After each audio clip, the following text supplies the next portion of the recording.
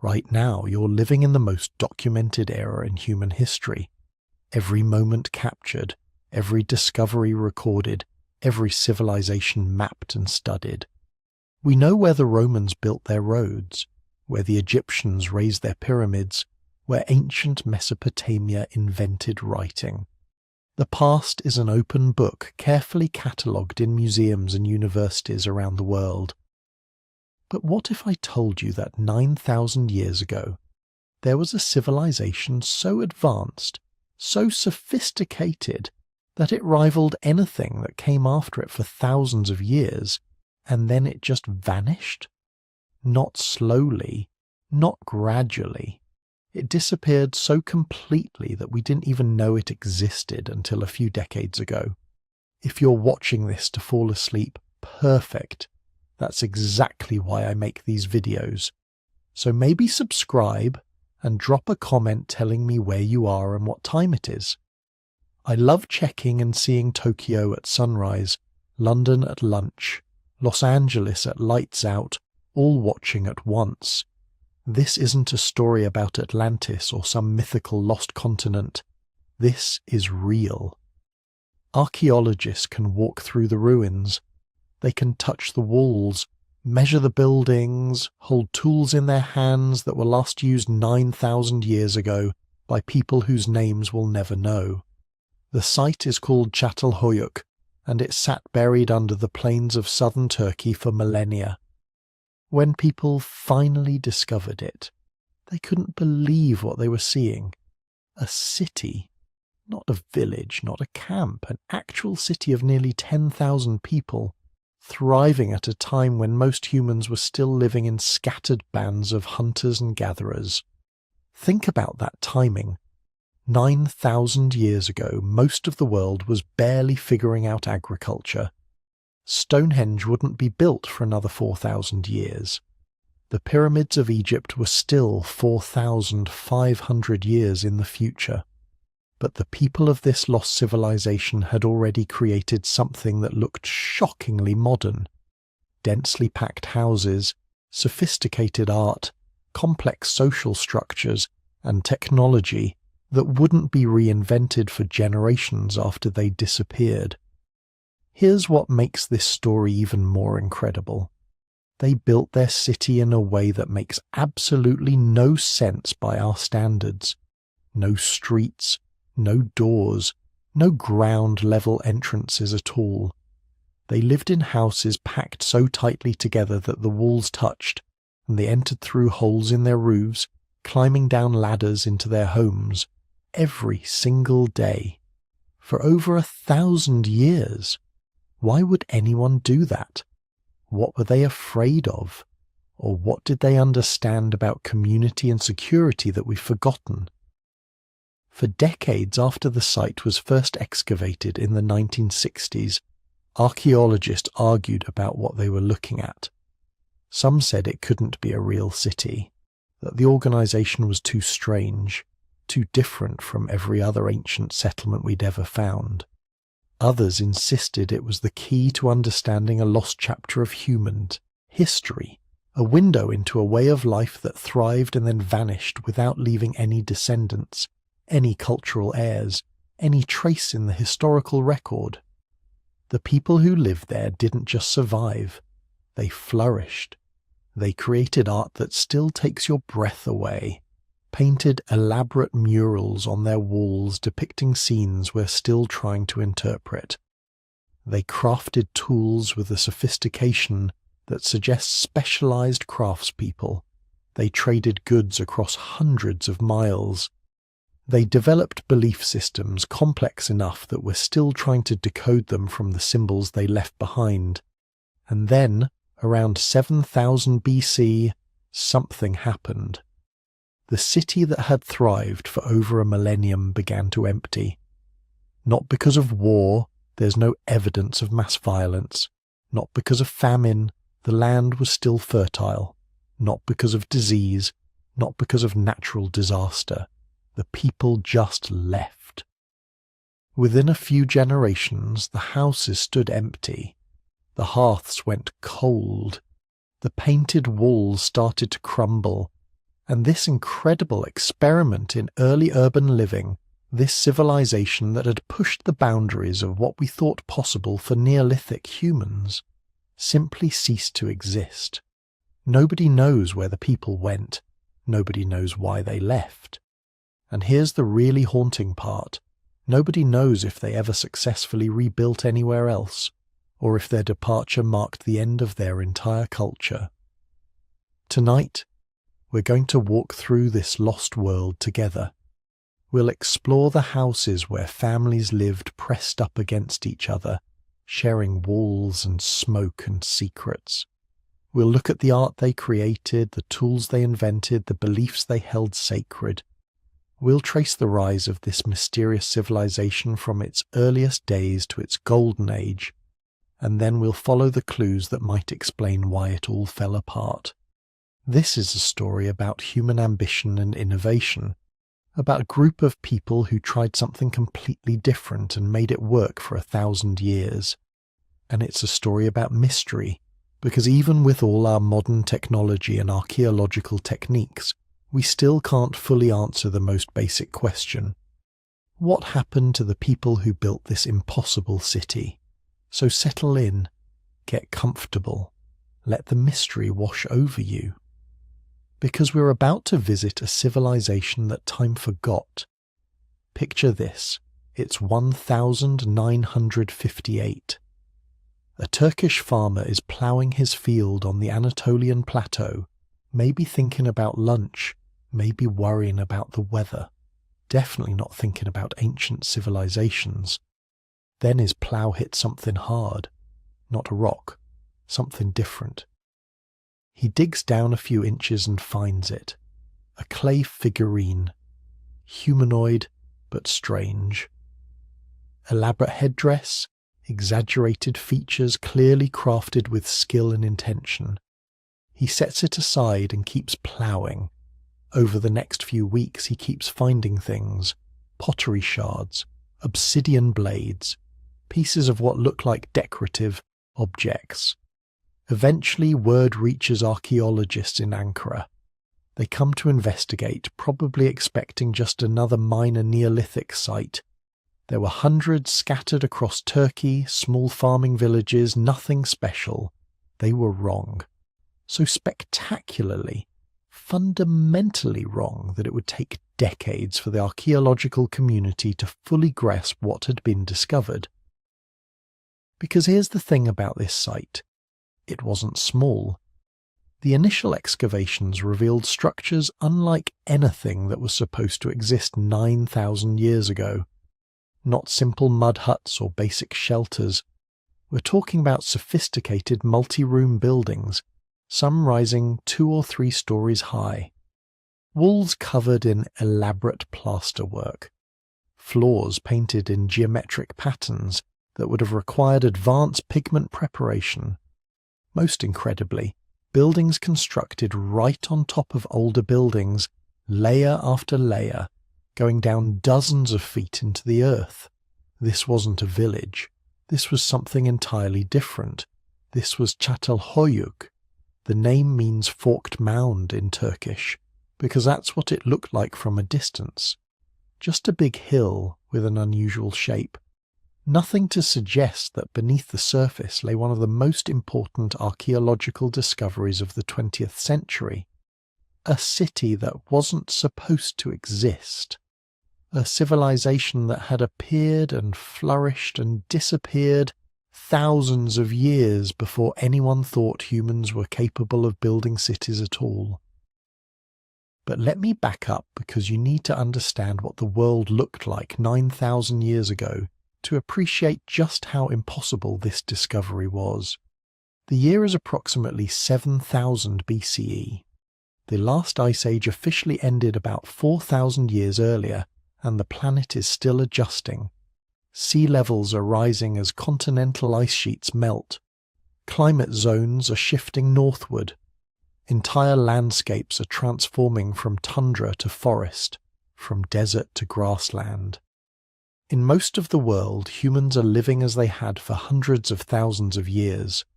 Small mobile bands of hunter-gatherers, maybe 20 to 50 people, moving seasonally to follow game and gather wild plants. They have sophisticated knowledge of their environments. They're skilled toolmakers and clever survivors. But they're not building cities. They're not supposed to be building cities for another 2,000 to 3,000 years, except in south-central Anatolia, in what's now Turkey. There, on a broad plateau surrounded by extinct volcanoes, something different was happening. The environment was perfect, almost unnaturally so. The volcanic soil was incredibly fertile. The extinct volcanoes provided massive deposits of obsidian, a volcanic glass that was the most valuable material in the prehistoric world, sharper than any stone, capable of holding an edge finer than modern surgical steel, and beautiful jet black and glassy, the kind of thing that could be traded across hundreds of miles. Springs fed by underground aquifers provided reliable water year-round. The climate was moderate, with cold but manageable winters and warm dry summers, and the wild resources were abundant.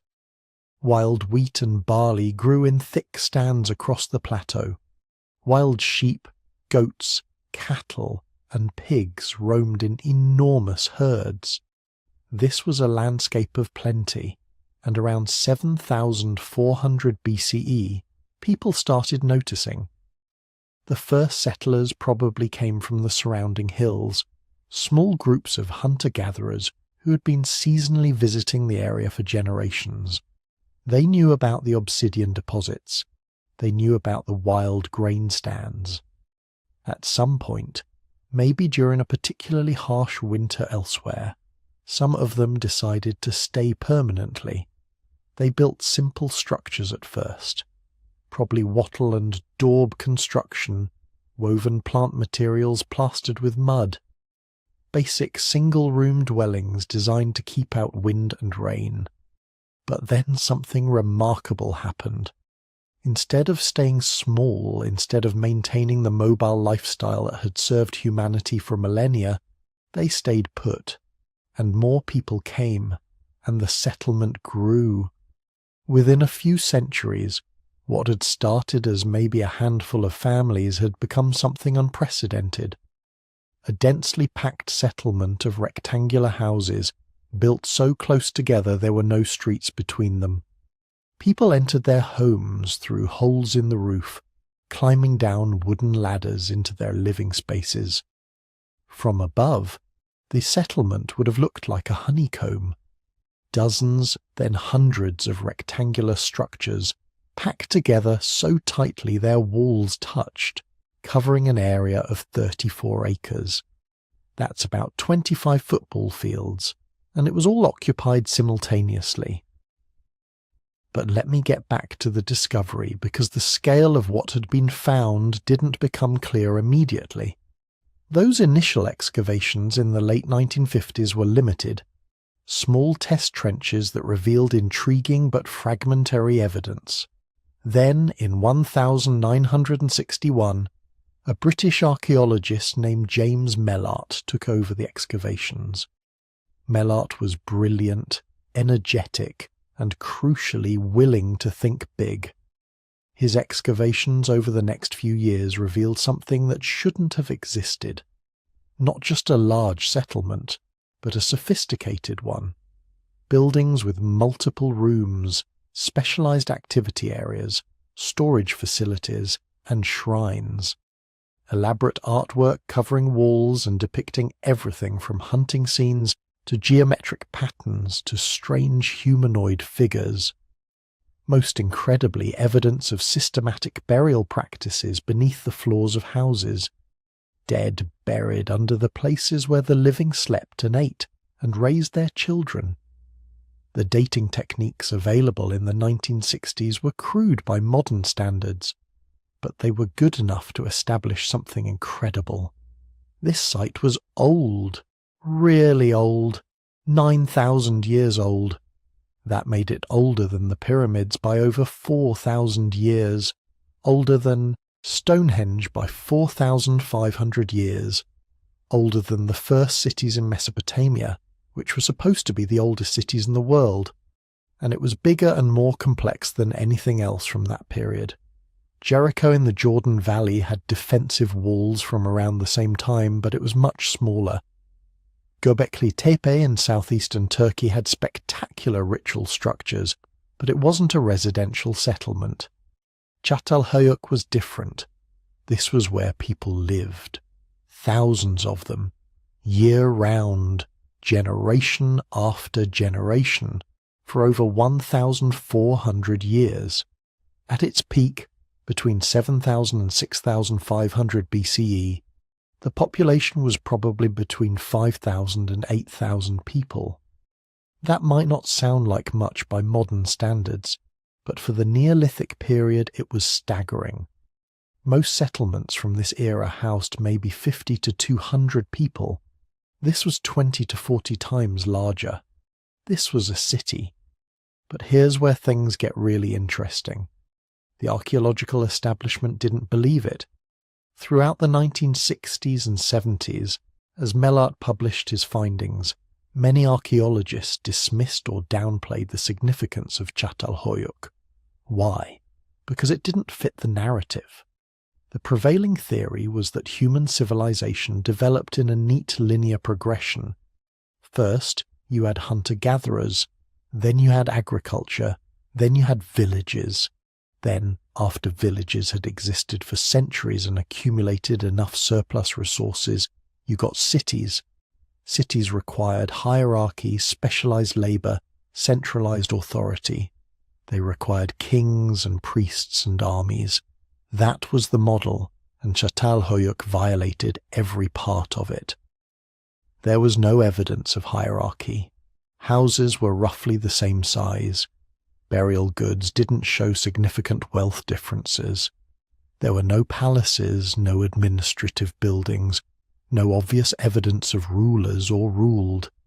There was no evidence of specialized labor in the way archaeologists expected.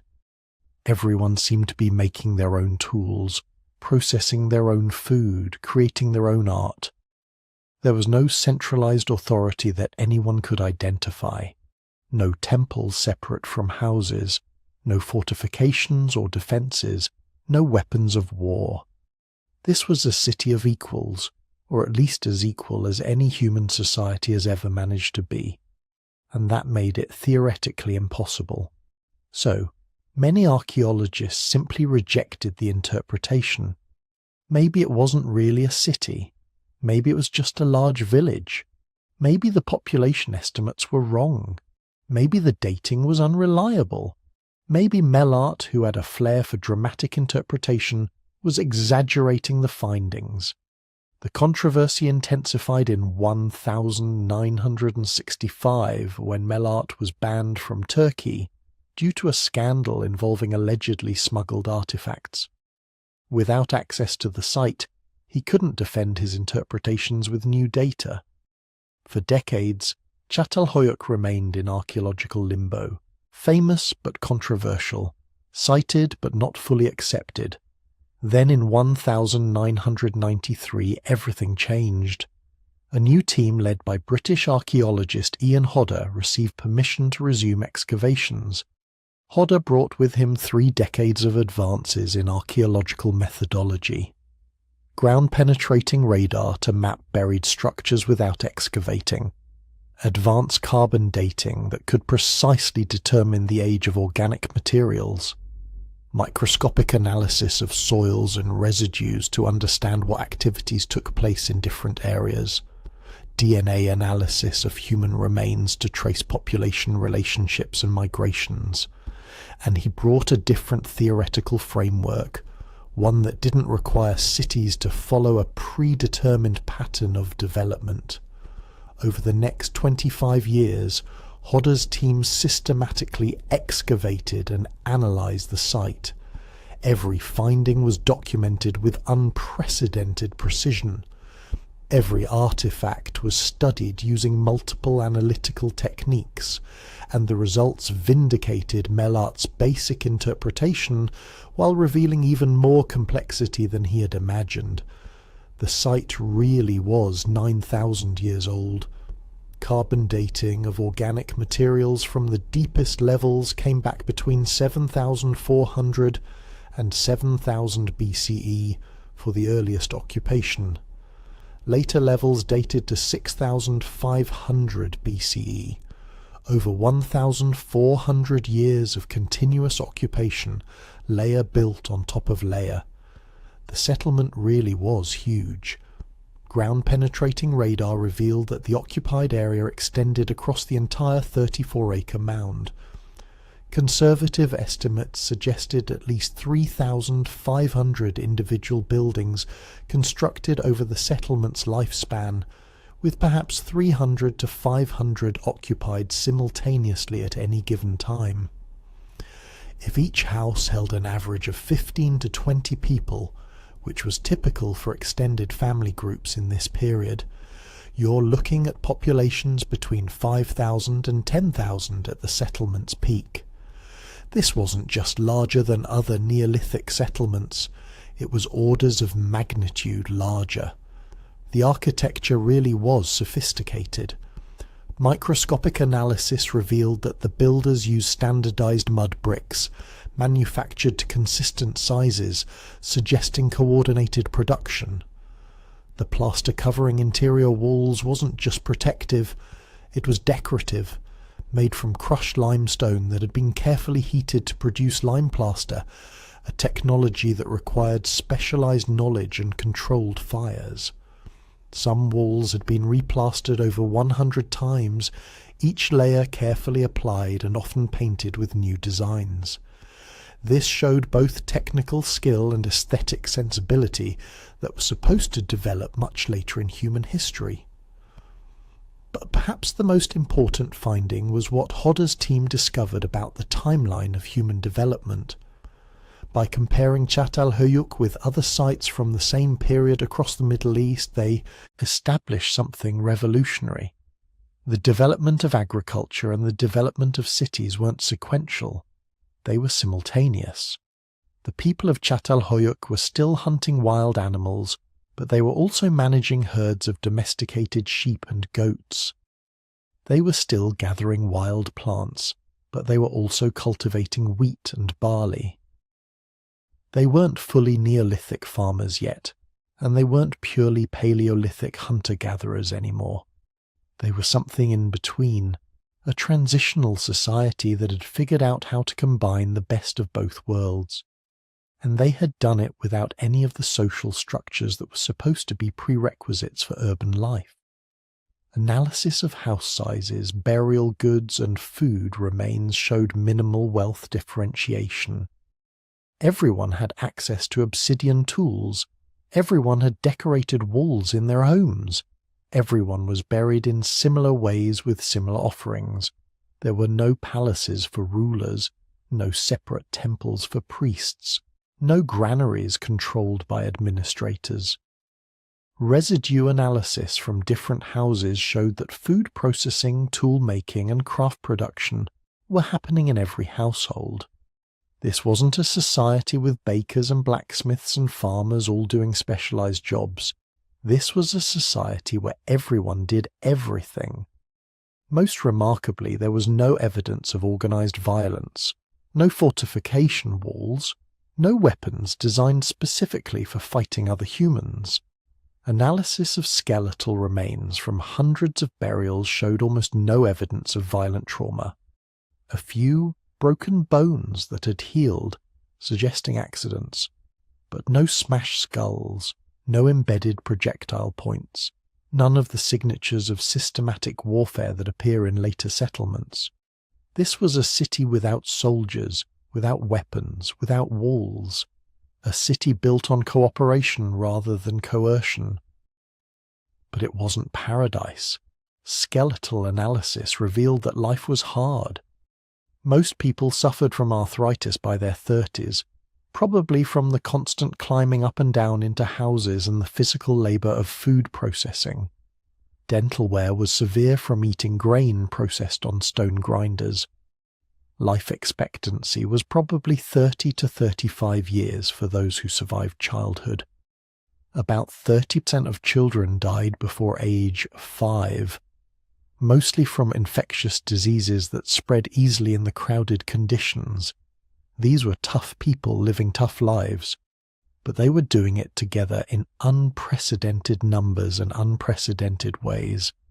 The comparison with other sites from the same period makes Çatalhöyük's uniqueness even more apparent. Jericho in the Jordan Valley dates to roughly the same period and had maybe 1,000 to 2,000 people. It had defensive walls, suggesting organized conflict. Ain Ghazal in Jordan was similar in size to Çatalhöyük, but it didn't develop into a dense urban center until several hundred years later. Tel Karamel in Syria had early agriculture, but remained a small village. Göbekli Tepe had spectacular megalithic architecture, but it was a ritual center, not a city. Nobody lived there year-round. Çatalhöyük stood alone, a city that emerged fully formed, without precedent, without clear antecedents, and then endured for over a millennium before gradually declining and eventually being abandoned. It was as if someone had dropped a piece of the future into the Neolithic past, a working model of urban life that worked differently from every city that came after it, and when it ended, when the site was finally abandoned around 5600 BCE, it left no obvious successors. The next cities in the region wouldn't appear for another 2,000 years, and when they did, they looked nothing like Catalhoyuk. They had kings and temples and armies and all the hierarchical structures that Çatalhöyük had somehow managed without. So what was this place? How did 5,000 to 8,000 people live together without rulers or police or armies to maintain order? How did they organize construction projects, coordinate harvests, settle disputes, make collective decisions? How did they create such sophisticated art and technology without specialized artists and craftspeople? And why, after thriving for 1,400 years, did they finally abandon their city and disappear, leaving barely a trace in the archaeological record for thousands of years? Those questions drove decades of research, and the answers, when archaeologists finally pieced them together from the accumulated evidence, revealed something extraordinary. Not just a lost city, but a lost way of being human, a path not taken, a civilization that organized itself according to principles that would seem alien to almost every society that came after it. To understand what they discovered, we need to look inside the city itself. We need to understand how these people actually lived day to day, generation after generation, because that's where the real story begins. Picture this. You wake up 9,000 years ago in a world that's about to vanish forever. But you don't know that yet. Right now, your biggest concern is whether the morning meal is ready and if the clay pots you've been shaping will dry properly before the next rain. You're living in what will become one of history's greatest mysteries, a civilization that archaeologists would spend centuries trying to understand. But for you, this is just Tuesday. Your home isn't what you'd expect. When archaeologists first excavated these dwelling sites, they found something that challenged everything they thought they knew about early settlements. These weren't simple huts or temporary shelters. These were engineered structures showing planning, foresight, and a deep understanding of architecture that wouldn't be seen again for thousands of years. The typical dwelling was rectangular, about 25 square meters, constructed with mud brick walls that were plastered and then painted. Not just painted randomly, but decorated with geometric patterns that showed up consistently across multiple structures. This tells us something profound. These people had developed standardized aesthetic preferences shared cultural symbols that were important enough to replicate across generations. The floor plan reveals even more. Each structure had designated areas for different activities. Sleeping platforms raised slightly off the ground. Work areas with specialized tools clustered together. Storage spaces built into the walls. Hearths positioned to maximize heat distribution while minimizing smoke accumulation. This wasn't trial and error anymore. This was architectural knowledge that had been refined over centuries. But here's where it gets really interesting. These structures weren't scattered randomly across the landscape. They were organized into planned neighborhoods. Streets, if we can call them that, ran in relatively straight lines between rows of houses. Some structures were clearly larger and more elaborate than others, suggesting social differentiation. And at the center of the settlement, larger communal buildings that served purposes we're still trying to fully understand. The urban planning shows something that still impresses modern city designers. They had figured out drainage. Channels built into the streets directed water away from dwelling areas during rains. Some settlements show evidence of communal water collection systems, cisterns that caught and stored rainfall for use during dry periods. They were thinking collectively about infrastructure problems that affected everyone. Between the dwelling clusters, open spaces that served multiple functions, areas where craft specialists set up their workshops, communal ovens where bread was baked, storage facilities where surplus food was kept. This wasn't just a random collection of families living near each other. This was organized society with planning, coordination, and shared resources. Now let's talk about how they fed themselves, because this is where the story gets revolutionary. These people were right at the transition point between hunting-gathering and systematic agriculture, and the archaeological evidence shows they were doing something remarkably sophisticated. They were experimenting. Analysis of plant remains from dwelling sites shows a mix of wild and domesticated species, sometimes in the same cooking pot. They were harvesting wild grains while simultaneously cultivating the ancestors of modern wheat and barley. They were hunting wild game while keeping domesticated goats and sheep in pens near their homes. They hadn't fully committed to agriculture yet because they were smart enough to maintain multiple food sources as insurance. The domestication evidence tells us they understood selective breeding. Seeds recovered from storage pits show progressive changes over generations. Larger grains, easier to process hulls, plants that held onto their seeds longer instead of dispersing them naturally. These are all traits that only emerge through deliberate human selection. They were actively shaping the genetics of their food sources, probably without understanding the mechanics, but definitely seeing the results. Their agricultural fields show remarkably advanced organization. They practiced crop rotation, planting different species in sequence to maintain soil fertility. They built irrigation channels to supplement rainfall, small-scale systems that could be managed by individual families or small groups. And they stored surplus systematically, creating the first food security systems that could buffer against seasonal variation and bad harvests. But they hadn't abandoned hunting and gathering entirely, because the wild resources were still abundant and familiar. Bone analysis from trash heaps shows they were hunting deer, wild boar, birds, basically anything they could catch. They were collecting wild nuts, fruits, and roots to supplement cultivated grains. They were hedging their bets, maintaining traditional knowledge while developing new techniques. This adaptive flexibility, this refusal to commit entirely to one survival strategy, is probably part of what made them so successful for so long. The social hierarchy becomes visible when you look at burial sites, and what they reveal is both familiar and alien to modern eyes.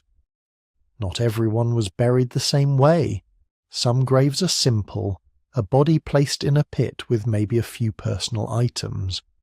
Others are elaborate, containing wealth that would have represented years of labour and resources.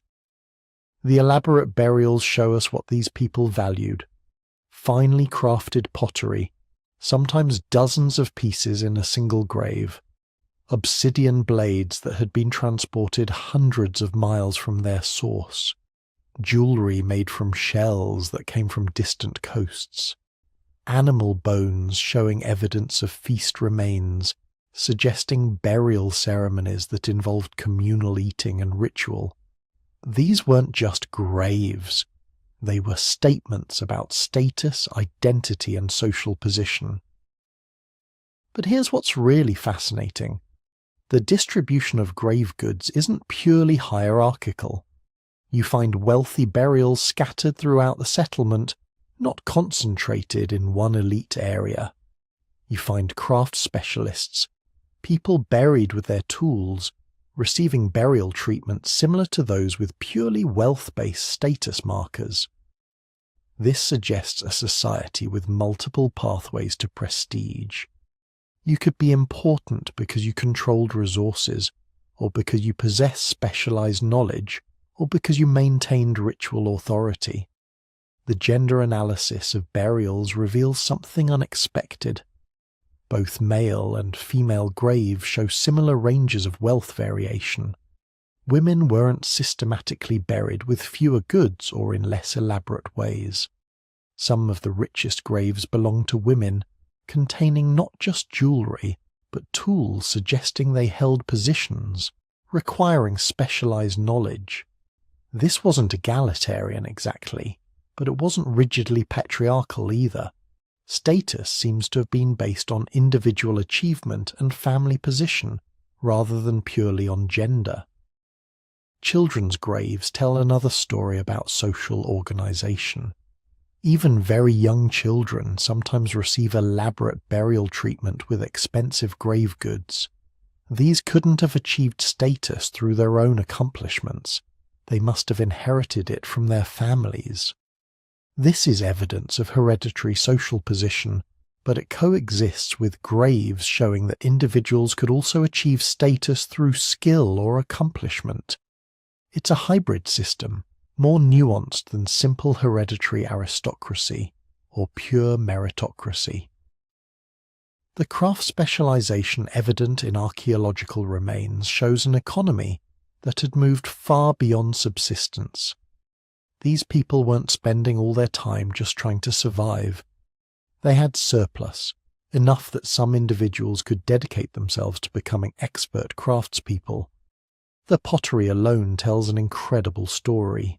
Early ceramics from the site show experimentation, different clay mixes, various firing techniques, inconsistent results. But over time, the quality standardizes and improves. Potters were learning from each other, developing shared knowledge about which clay sources worked best, what temperatures produced the strongest vessels, how to create decorative effects that wouldn't crack or fade. By the civilization's peak, they were producing pottery that was both functionally excellent and aesthetically sophisticated. More importantly, they were producing specialty vessels, storage jars with specific shapes designed to maximize storage while minimizing space, cooking pots with rounded bottoms that distributed heat evenly, serving vessels with decorative elements that served no functional purpose except beauty. This specialization means the potters were responding to consumer demand. People wanted specific types of vessels for specific purposes and were willing to trade resources to get them. Textile production shows even more sophisticated organization. The loom weights found at dwelling sites aren't scattered randomly. They cluster in specific structures, suggesting dedicated weaving workshops. The spindle whirls, tools for spinning fibre into thread, show up in such quantities that spinning must have been a major time investment for many households. but the really advanced weaving equipment concentrates in fewer locations, implying specialist weavers who took spun fibre from multiple households and converted it into finished cloth. Analysis of textile fragments preserved in favourable conditions shows they were producing multiple grades of cloth. Coarse fabrics for everyday use, probably made by most households for their own consumption. Medium quality cloth that shows up in moderate quantities, probably produced by semi-specialists for local trade. And rare fragments of very fine cloth showing sophisticated weaving techniques, probably produced by master craftspeople and traded as luxury goods. The metalworking evidence is more limited but incredibly significant. These people were experimenting with copper, one of the first metals humans learned to work systematically. They were cold hammering native copper into simple tools and ornaments. They were learning through experimentation that heating copper made it easier to shape. Some sites show evidence of early smelting, heating copper ores to extract pure metal, a technology that wouldn't become widespread for another 1,000 years. But they were still primarily stone tool users, because stone was abundant and they had thousands of years of knowledge about how to work it effectively. The obsidian tools found at sites show master craftsmanship, long blades with edges sharper than modern surgical steel. The fact that obsidian had to be traded from sources hundreds of miles away and was still used extensively tells us it was worth the effort. They valued quality tools enough to maintain long-distance trade networks to obtain the best materials, and those trade networks were extensive.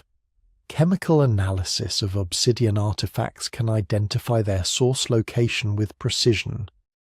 Tools found at this civilization's sites came from volcanic sources in multiple directions, some over 300 miles away. Marine shells from both Mediterranean and Red Sea coasts show up in settlements nowhere near either body of water. Exotic stone types, minerals used for pigments, even occasional items that must have come from even more distant origins. This wasn't simple down-the-line exchange where goods passed from neighbour to neighbour. The quantities and varieties of foreign materials suggest organised trade expeditions, specialist traders who made long journeys to obtain specific goods, networks that connected distant regions through complex webs of exchange relationships. They were operating a regional economy that spanned territories inhabited by multiple groups. What did they trade in return? Probably finished goods that don't preserve well in archaeological contexts, textiles, prepared foods, wooden implements, leather goods. The things they were expert at producing, exchanged for raw materials they couldn't obtain locally. This is economic specialization at a regional scale. Different communities focusing on what they did best and trading for everything else. Family structure and community organization emerge from the physical layout of settlements and the distribution of artifacts within them. Individual dwellings were relatively small, probably housing nuclear families, parents and children, maybe occasionally an elderly relative. But dwelling clusters show patterns suggesting extended family groups lived near each other. 3 or 4 houses built close together sharing a common courtyard area, probably brothers and their families, or parents and their married children. The communal buildings at settlement centres suggest regular gatherings that brought multiple family groups together. These spaces show evidence of feasting, large-scale food preparation that exceeded what individual families would do for themselves. Animal bones showing that prime cuts were being cooked in quantities suggesting dozens of people eating together. Storage areas for communal food reserves that no single family could have contributed alone. This implies a level of social organization beyond the family. something like clans or lineages that spanned multiple households and coordinated activities requiring larger groups.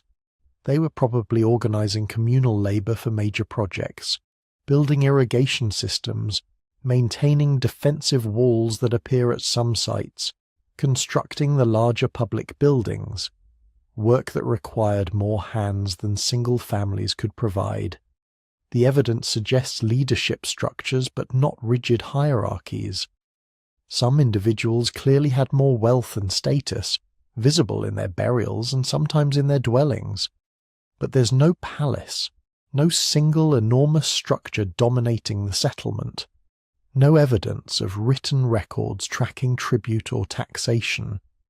If they had leaders, they governed through consensus and reputation, rather than coercive authority backed by force.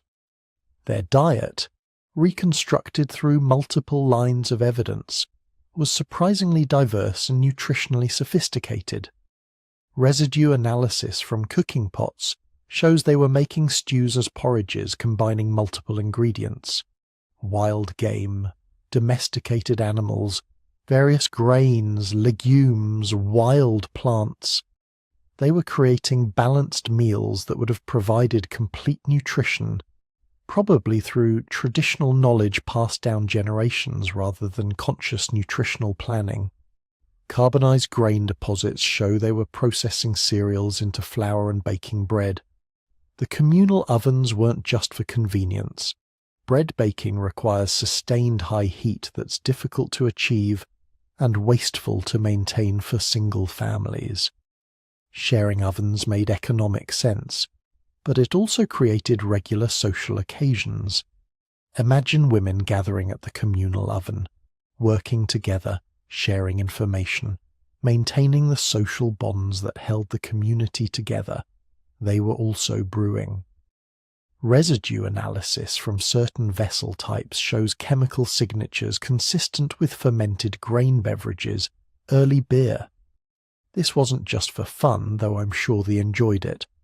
Fermentation made grain-based drinks safer than water in some contexts and more nutritious than plain grain.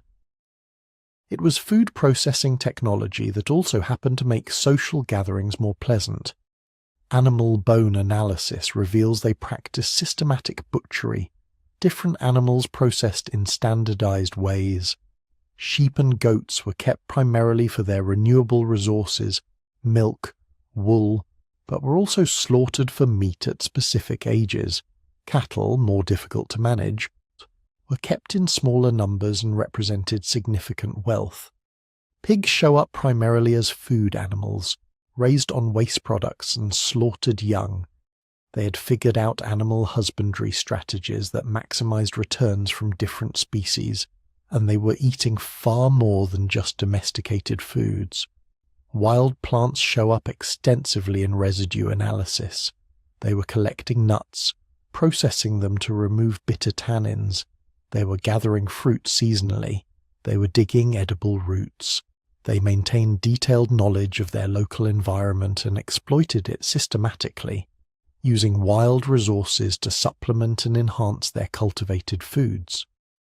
The artistic expression visible in their material culture reveals people who valued beauty alongside function. Pottery wasn't just decorated randomly.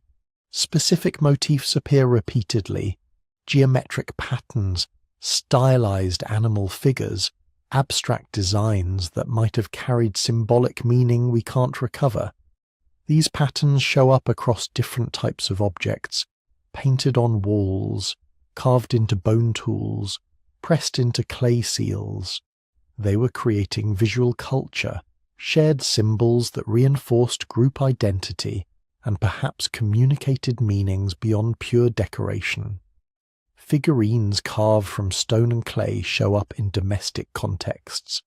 Some clearly represent humans, often female figures with exaggerated features. Others depict animals with careful attention to realistic detail. These weren't toys. They were crafted too carefully, found in context suggesting they were valued. They might have been ritual objects, teaching tools, personal possessions with emotional significance. We'll never know for certain, but their existence shows people dedicating resources to creating objects that serve no immediate survival function. Personal ornaments show up everywhere. Beads carved from stone or shell, strung into necklaces and bracelets, bone pendants, polished stones that might have been amulets. These items crossed all social levels. Everyone wore jewellery, though quality and quantity varied with wealth and status. People were expressing individual identity through personal decoration, creating and maintaining social signals through what they wore and how they presented themselves. This was daily life 9,000 years ago in a civilization that would soon disappear completely. People waking up, going to work, raising children, creating art, trading goods, arguing, celebrating, mourning their dead. They thought they were building something permanent. They couldn't have known that within a few centuries their world would end, their settlements would be abandoned, and their entire way of life would vanish so completely that modern archaeologists would struggle to understand even basic facts about how they lived. But for now, the bread is baking, the looms are clicking, the potters are shaping clay, and children are playing in the streets between houses that have stood for generations. Everything seems permanent. Everything feels secure. The future looks bright. They have no idea what's coming. Now here's where things get really interesting. Because when archaeologists started examining what this civilization actually built, what they actually knew, they found themselves facing a problem that still hasn't been fully resolved. These people, living 9,000 years ago, possessed technologies and knowledge that, according to our standard models of human development, they simply shouldn't have had. Let's start with the architecture, because those monumental structures we talked about earlier, they weren't just impressive for their size, they were impossible for their time period. Picture this. You're an archaeologist examining one of the main temple complexes. You're measuring the foundation stones, massive blocks of limestone weighing several tons each, and you notice something that makes your coffee go cold. These stones fit together with almost no gaps between them. No mortar, no clay, no filling material. Just stone on stone, carved so precisely that you can't slide a knife blade between them. This is precision engineering, the kind of stone cutting that requires metal tools, sophisticated measuring instruments, mathematical understanding of angles and load bearing, the kind of thing we associate with much later civilizations, Egypt, Rome, medieval Europe. But this civilization had none of those things. At least they weren't supposed to. Their contemporaries were still figuring out basic pottery, still living in simple mud brick structures that barely qualified as permanent buildings, still using stone tools that were basically just slightly refined versions of what humans had been making for thousands of years. Yet here are these structures, built with techniques that wouldn't become common for another 5,000 years. And it's not just one building, it's dozens of them, spread across multiple settlement sites, all showing the same level of precision, the same architectural sophistication. The vertical walls in these structures show something even more remarkable. They're not straight up and down, which would have been impressive enough. They're slightly angled, creating what architects call a negative batter. The walls lean inward as they rise, creating structures that are far more stable and earthquake-resistant than simple vertical construction. But here's the thing about negative batter construction. It requires mathematical understanding. You need to calculate the exact angle that will provide maximum stability for a given wall height and thickness. You need to ensure every stone is cut to precisely the right dimensions to maintain that angle as the wall rises. Get it wrong, and the whole structure collapses. These people got it right, every time. In structure after structure, the angles are perfect, the calculations precise. This suggests they had developed not just practical building experience, but actual theoretical knowledge, mathematical principles that they could apply consistently across multiple projects. And then there are the doorways. In conventional architecture from this period, doorways are simple rectangular openings, easy to construct, structurally straightforward. But in these ruins, many doorways are T-shaped, a narrow opening at the bottom, widening at the top. Now, T-shaped doorways might seem like just an aesthetic choice, but they're actually a sophisticated architectural solution to a specific problem. They provide excellent structural stability while using less material than a full rectangular opening. The narrower base supports more weight, while the wider top allows adequate headroom and light passage. This isn't something you stumble onto by accident. This is architectural engineering, deliberate design choices based on understanding of structural mechanics. And we're seeing it 9,000 years ago in a civilization that wasn't supposed to have those capabilities yet. But architecture was just the beginning, because when researchers started examining the settlement patterns more carefully, they discovered something even more impressive. Water management systems that would have made Roman engineers jealous. These settlements weren't located randomly. Every major site was positioned to take advantage of specific water sources, underground springs, seasonal streams, natural collection basins. But they didn't just use these water sources naturally, they controlled them. Archaeological excavations have revealed extensive networks of channels, cisterns, and what appear to be early aqueducts. Carved channels that directed water from springs to storage facilities. Underground cisterns lined with a waterproof plaster-like material that kept water fresh for months. Distribution systems that could deliver water to different parts of the settlement based on need. Think about what this means. These people understood hydrology, the movement and behavior of water. They knew how to calculate gradients, ensuring water would flow where they wanted it without requiring pumps or mechanical assistance.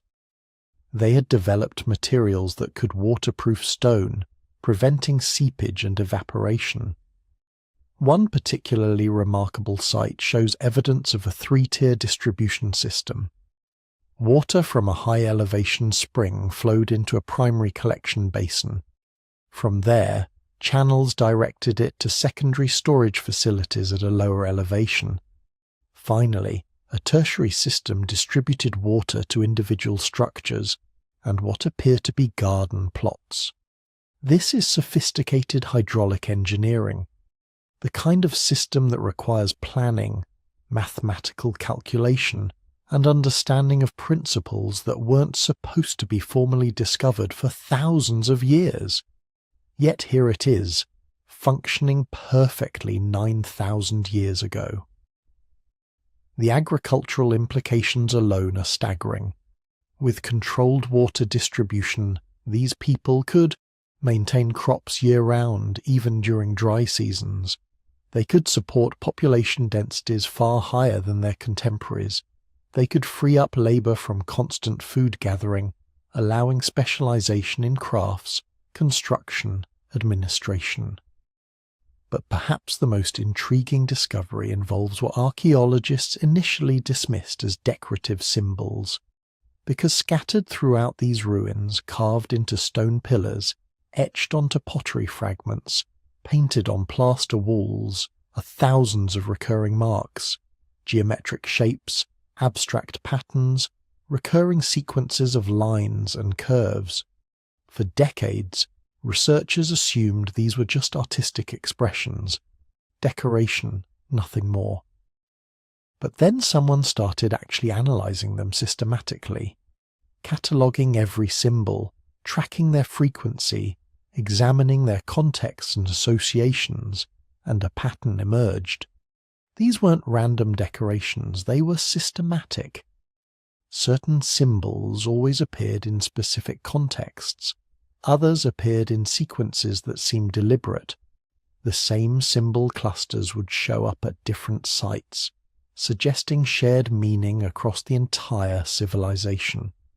We can't definitively call this writing. It's not a full phonetic system like Sumerian cuneiform or Egyptian hieroglyphs. But it's not simple decoration either. It appears to be something in between, what linguists call a proto-writing system. Symbols that carried specific meanings, that could convey information, that represented the beginnings of written communication. Some symbols appear exclusively in what seem to be administrative contexts. Storage facilities, large communal buildings, areas associated with resource distribution.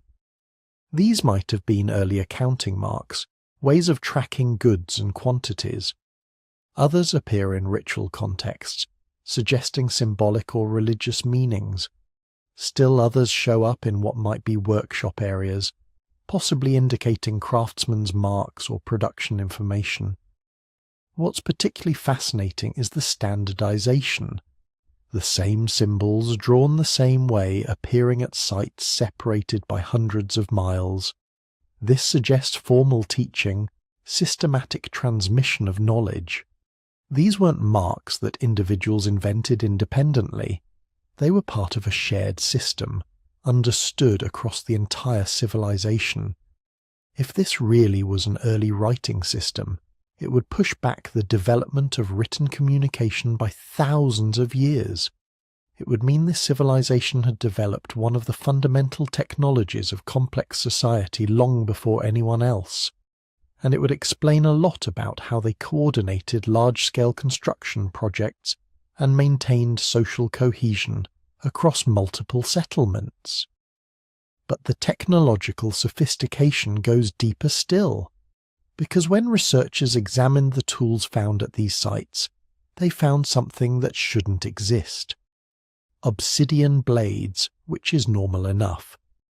Obsidian was a prized material for tool making throughout prehistory. But some of these blades showed a level of craftsmanship that defies easy explanation. Standard obsidian knapping produces blades with irregular edges and variable thickness. Functional, but crude by modern standards. Some of these blades are different. They're pressure flaked to create edges that are almost molecularly sharp. They're uniform in thickness across their entire length. They show evidence of techniques that require specialized tools to apply precise pressure at exact points. This is master-level craftsmanship, the kind of skill that takes years to develop and requires formal training to transmit. It suggests the existence of specialized craftsmen, possibly organized into workshops or guilds. People whose entire social role was producing high-quality tools, who could dedicate time to perfecting techniques because the society's agricultural surplus freed them from constant food procurement. And it wasn't just obsidian. Stone vessels found at these sites show drilling techniques that would have required sophisticated tools. Bowls carved from solid limestone with walls thin enough to be translucent. Perfectly circular perforations that go through solid stone without cracking or shattering. Surface finishing so smooth it approaches polished glass. To drill through stone like this, you need more than just patience.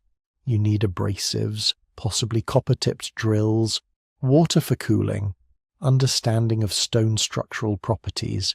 You need technology that, again, wasn't supposed to exist for thousands more years. But perhaps the most compelling evidence of advanced knowledge comes from the astronomical alignments. Because those massive stone pillars, they weren't positioned randomly, they were deliberately aligned with celestial events. Multiple structures show precise orientation to the summer and winter solstices, doorways that capture the first light of the longest day, windows positioned so the setting sun on the shortest day illuminate specific interior features, courtyard layouts that track the movement of specific constellations across the night sky.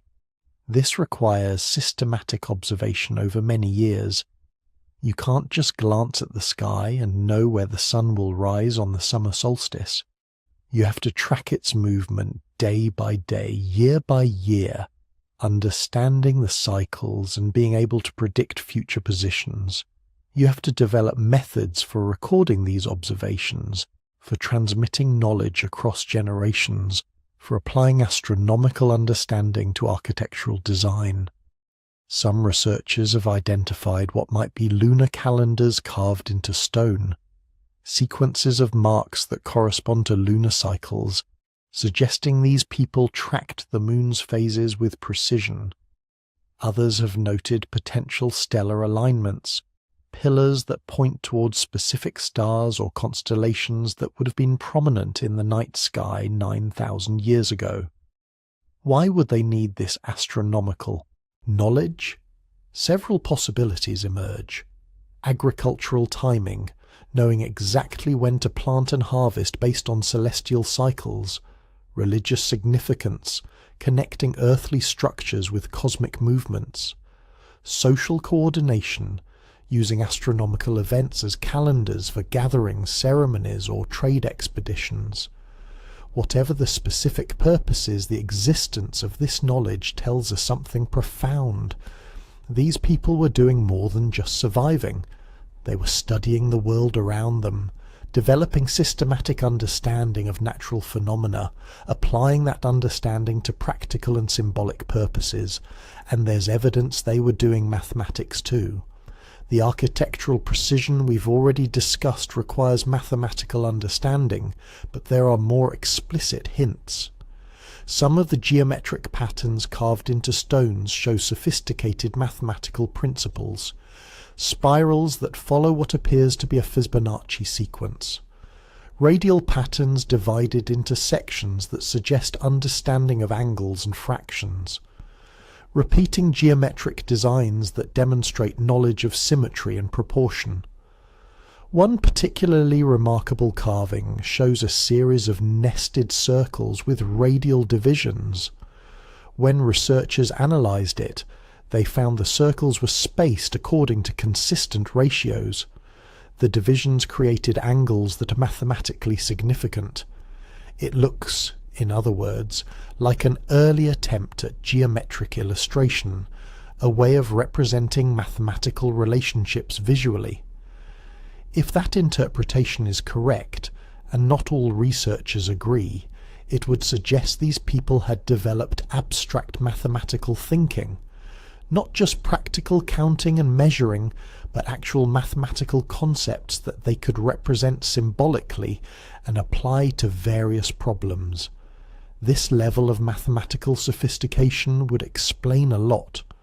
It would explain the architectural precision, the perfect stone cutting, the complex water management systems. It would explain how they coordinated large-scale construction projects involving hundreds or thousands of workers. It would explain the standardization of tools and symbols across vast distances. But it also raises uncomfortable questions. Because if this civilization possessed all these capabilities, advanced architecture, hydraulic engineering, proto-writing, sophisticated craftsmanship, astronomical knowledge, mathematical understanding, why did it disappear? Why didn't it continue developing, evolving into something even more advanced? Why don't we see a continuous technological progression from these innovations to later civilizations? The lack of clear technological continuity is one of the great mysteries.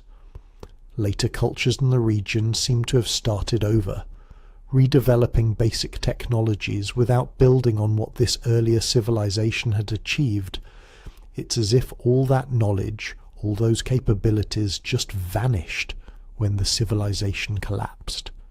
Some researchers suggest the knowledge was too centralized. Maybe only a small elite understood the mathematical principles behind the architecture. Perhaps specialized craftsmen guarded their techniques jealously. When the civilization fell, that concentrated knowledge died with the people who held it. Others proposed that the technologies were situation-specific. They worked in the particular environment and context of this civilization, but weren't easily transferable to the smaller, simpler societies that came after. Without the population density to support specialized craftsmen, without the agricultural surplus to free people for observation and experimentation, the advanced techniques couldn't be maintained. But standing in those ruins, looking at the impossible precision of the stonework, the sophisticated water channels, the astronomical alignments, it's hard not to feel that something more profound was lost. This wasn't just a collection of practical techniques. This was a way of thinking about the world, of studying and understanding it systematically, of applying knowledge to reshape the environment. These people, 9,000 years ago, were doing something that looks remarkably like early science: observing, recording, testing, applying, building on accumulated knowledge to achieve things their ancestors couldn't have imagined. And then it all stopped. The knowledge scattered, the techniques forgotten, the astronomical observations abandoned. Within a few centuries of the civilization's collapse, the region had returned to much simpler ways of living. The impressive architecture, the complex water systems, the proto-writing, all of it becoming ruins and mysteries for future archaeologists to puzzle over. But before we can understand why it all ended, we need to understand what held it together, because these technological achievements didn't exist in isolation. They were embedded in a larger system of beliefs, rituals, and spiritual practices that gave meaning to all that impressive construction and innovation. Let's talk about what these people believed and how those beliefs might have been connected to both their remarkable achievements and their ultimate fate. Now here's where things get really fascinating, because when you dig beneath the houses and workshops of this 9,000-year-old civilization, when you look past the practical concerns of daily survival, you find something that tells us these people weren't just living. They were searching for meaning. Picture this. It's the middle of the settlement, the highest point in the community. There's a structure that's different from all the others. Larger, yes, but it's not the size that catches your attention. It's everything else. The walls are plastered smooth, painted with intricate designs in red ochre and black charcoal. The floor has been replastered dozens of times, each layer carefully applied and polished, and embedded in those walls, positioned with obvious intentionality, are human skulls.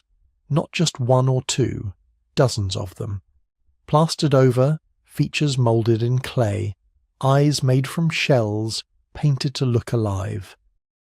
The first archaeologists to find these thought they'd discovered evidence of ancestor worship, and they were right. But they had no idea how complex it really was. Because here's the thing about those plastered skulls. They weren't just any dead people. Chemical analysis of the plaster shows it was mixed with specific plant resins that had to be imported from miles away. The shells used for eyes came from the Mediterranean coast, requiring multi-day journeys to obtain. The ochre pigments were ground from particular mineral deposits that had spiritual significance. These people were investing enormous resources into maintaining relationships with their dead. This wasn't casual remembrance.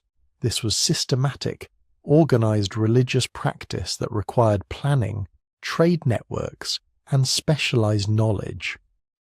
We're looking at one of the earliest evidence of organized religion in human history. But the skull houses were just the beginning. Scattered throughout the settlement, archaeologists found ritual spaces that tell us these people had developed an entire cosmology. a complete system for understanding their place in the universe. Some houses had special rooms with raised platforms, clearly not for sleeping or storage. The platforms were painted with complex geometric patterns and decorated with animal bones arranged in specific configurations. Bullhorns were mounted on the walls in repeating patterns. Leopard claws were embedded in the plaster. These weren't random decorations. They were symbolic systems, visual languages that communicated religious ideas to anyone who understood the code. And the repetition of certain motifs across multiple houses tells us the code was widely understood. This was shared belief, communal faith that bound the society together. The burial practices reveal even more. When someone died in this civilization, their body wasn't immediately taken outside the settlement. Instead, they were buried right beneath the floors of houses, directly under where their families slept and ate and lived their daily lives. Dozens of burials have been found under single houses, generations of the same family literally forming the foundation of their home. But here's what's strange. The bodies weren't buried all at once. Archaeological evidence shows that bodies were often buried temporarily somewhere else first, left until the flesh had decomposed. Then the bones were carefully dug up, sorted and reburied beneath the house floor. Sometimes certain bones were missing, removed before final burial. Skulls especially. Those would often be taken away, plastered, and placed in the ritual houses we talked about earlier. This tells us something profound about how these people understood death. They didn't see it as a single moment when someone stopped existing. Death was a process, a transformation that happened in stages. First the spirit separated from the body, then the flesh returned to the earth. Finally, the bones, the essential core of the person, were brought home to join the ancestors, and those ancestors weren't really gone. They were still part of the family, still present in the foundation of the house, still influencing the lives of their descendants. Every time you walked across your floor, you walked over your grandparents, your great-grandparents, all the generations that had made your existence possible. The past wasn't behind you. It was literally beneath your feet, supporting everything you did. But some burials were different, special. Archaeologists found certain individuals, not many, buried with unusual grave goods. Stone blades that had never been used, their edges still sharp and perfect. Polished obsidian mirrors that required days of skilled labor to create. Elaborate beaded necklaces made from materials that came from hundreds of miles away. These weren't ordinary people. They were spiritual specialists, shamans or priests who had served as intermediaries between the community and whatever powers they believed governed the world. The evidence for shamanic practices is everywhere once you know what to look for. In some of the ritual rooms, archaeologists found collections of specific objects that make sense only as shamanic toolkits. Bone tubes for inhaling substances, possibly hallucinogenic plants. Polished stones arranged in patterns that might represent stars or spirit journeys. Animal skulls from species that weren't local, brought from far away because they had symbolic significance. Most telling are the wall paintings. Some of the ritual spaces contain murals that clearly depict altered states of consciousness. Human figures with their arms raised, surrounded by geometric patterns that seem to pulse and move. Animals transforming into humans and humans transforming into animals. Scenes that look like fever dreams or psychedelic visions, rendered in vivid colours on plaster walls 9,000 years ago. These weren't just decorations. They were maps of spiritual experiences, guides for others who wanted to undertake the same journeys. The shamans of this civilization had figured out how to deliberately alter consciousness, probably using plant medicines, and they developed a visual language for communicating what they encountered in those altered states. And they weren't working alone. The scale and sophistication of the ritual architecture suggests organized priesthoods, groups of religious specialists who maintained the sacred spaces, performed the ceremonies, preserved the knowledge across generations. Some of the temple-like structures show evidence of being rebuilt multiple times, always following the exact same layout, even when the rest of the settlement was changing around them. This is institutional religion, formalized and conservative, resistant to change because change in spiritual matters was dangerous. The rituals had to be performed exactly right. The offerings had to be made at exactly the right times. The dead had to be treated according to precise protocols. Mess it up, and who knows what disasters might follow. But what were they worshipping? What powers did they think controlled their world? The archaeological evidence points to a complex belief system centered on natural forces and cycles. The abundance of bull imagery suggests they saw bulls as sacred, possibly representing male fertility or strength. Bulls were dangerous, powerful animals that could kill you with a careless swing of their horns.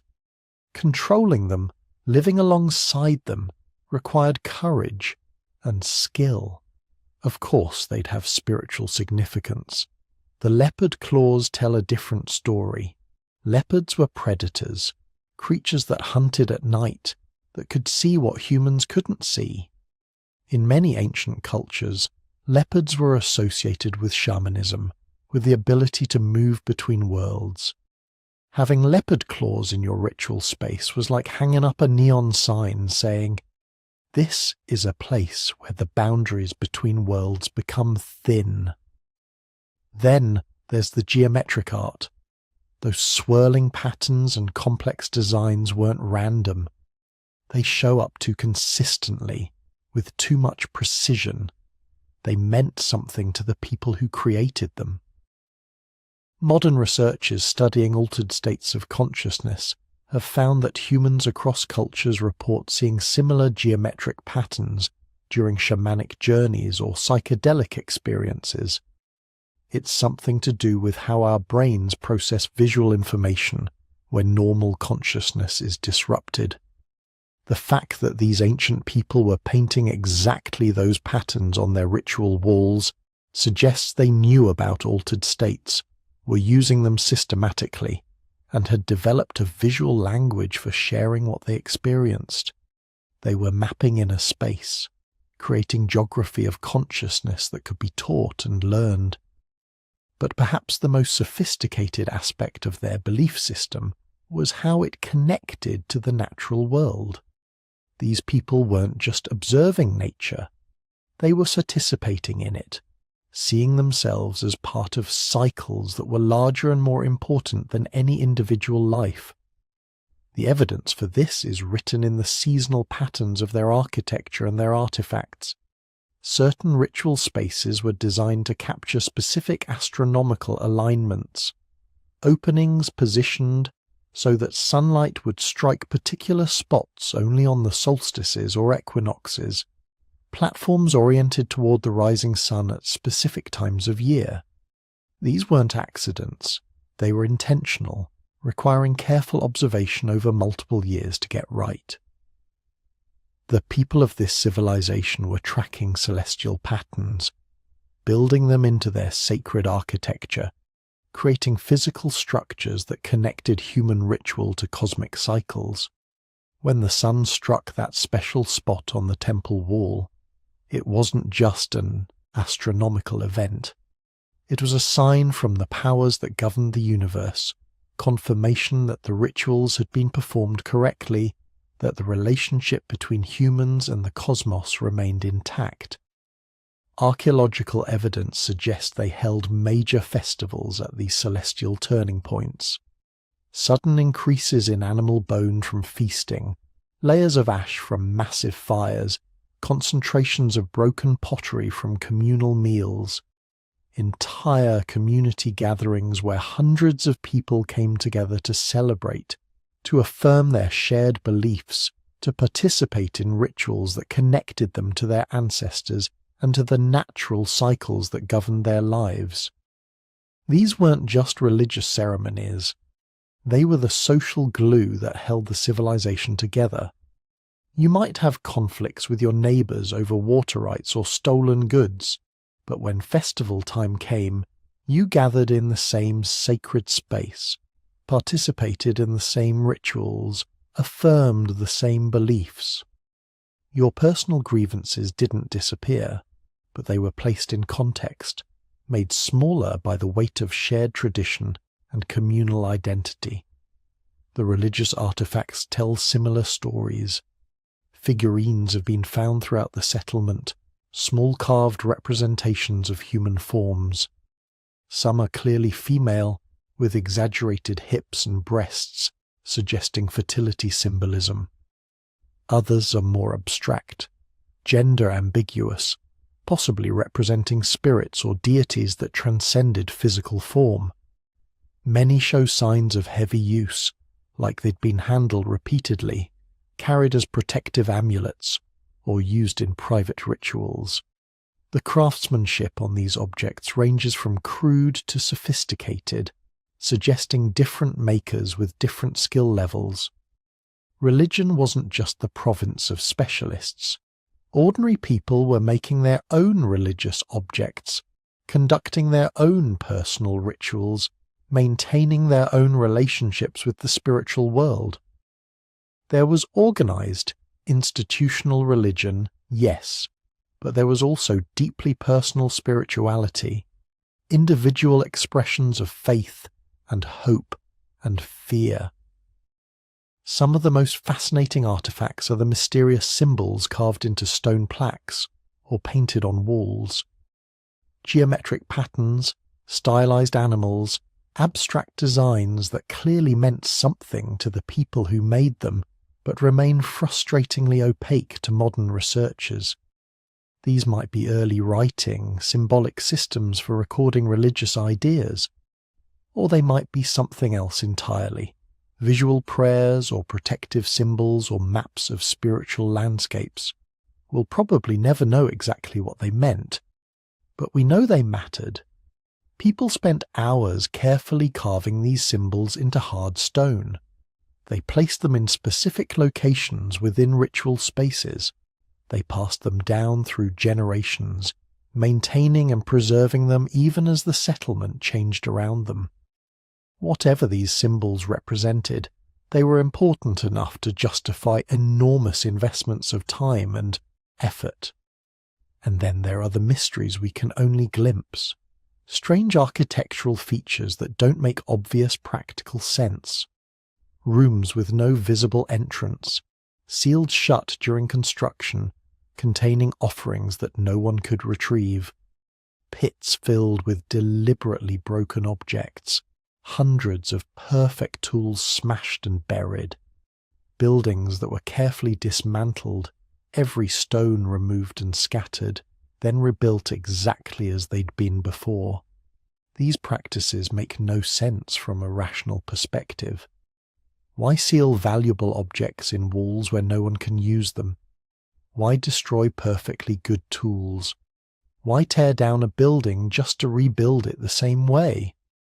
Unless you understand that these weren't practical actions, they were ritual behaviors, symbolic acts that had meaning within a belief system we can only partially reconstruct.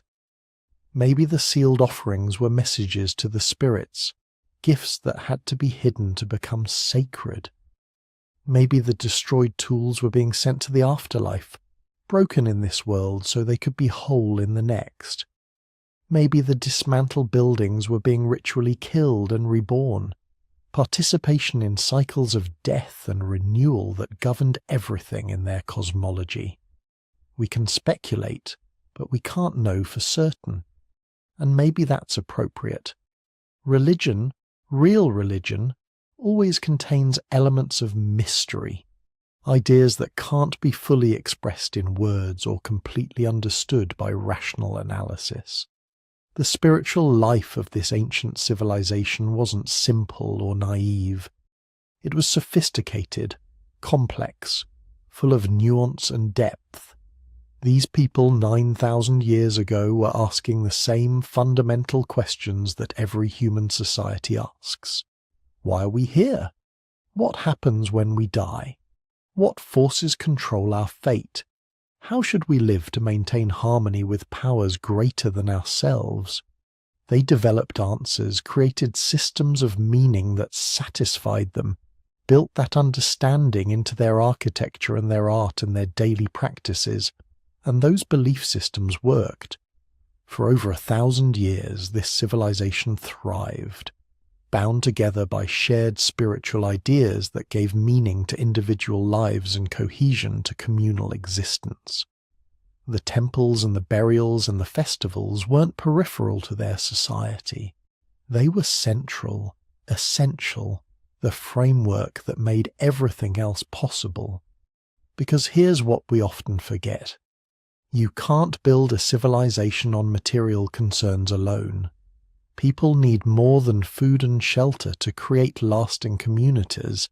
They need meaning, purpose, connection to something larger than themselves. The spiritual life of this ancient people provided exactly that, creating bonds that transcended individual self-interest and connected them to their ancestors, to each other, and to the cosmos itself. Their religion may seem strange to us now, all those plastered skulls and buried ancestors and symbolic animals. But strip away the specific details and you find something profoundly familiar. People trying to make sense of a confusing world, finding comfort in ritual and community, maintaining hope in the face of mortality, building meaning from mystery. They were us.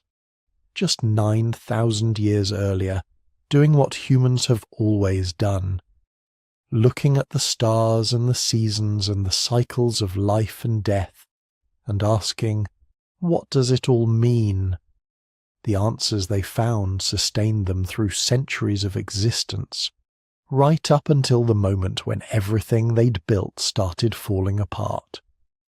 But that's a story for later. And then, around 7,500 years ago, something remarkable happened. All the pieces came together. The climate stabilized, the agricultural techniques matured, the social systems that had been developing for generations finally clicked into place. This civilization entered its golden age. But here's the thing about golden ages. They don't announce themselves. There's no moment when people wake up and think, oh, we've made it. We're living in the peak of our civilization. It happens gradually, generation by generation, each one building slightly more, achieving slightly more, until suddenly you have something unprecedented. The first signs were demographic.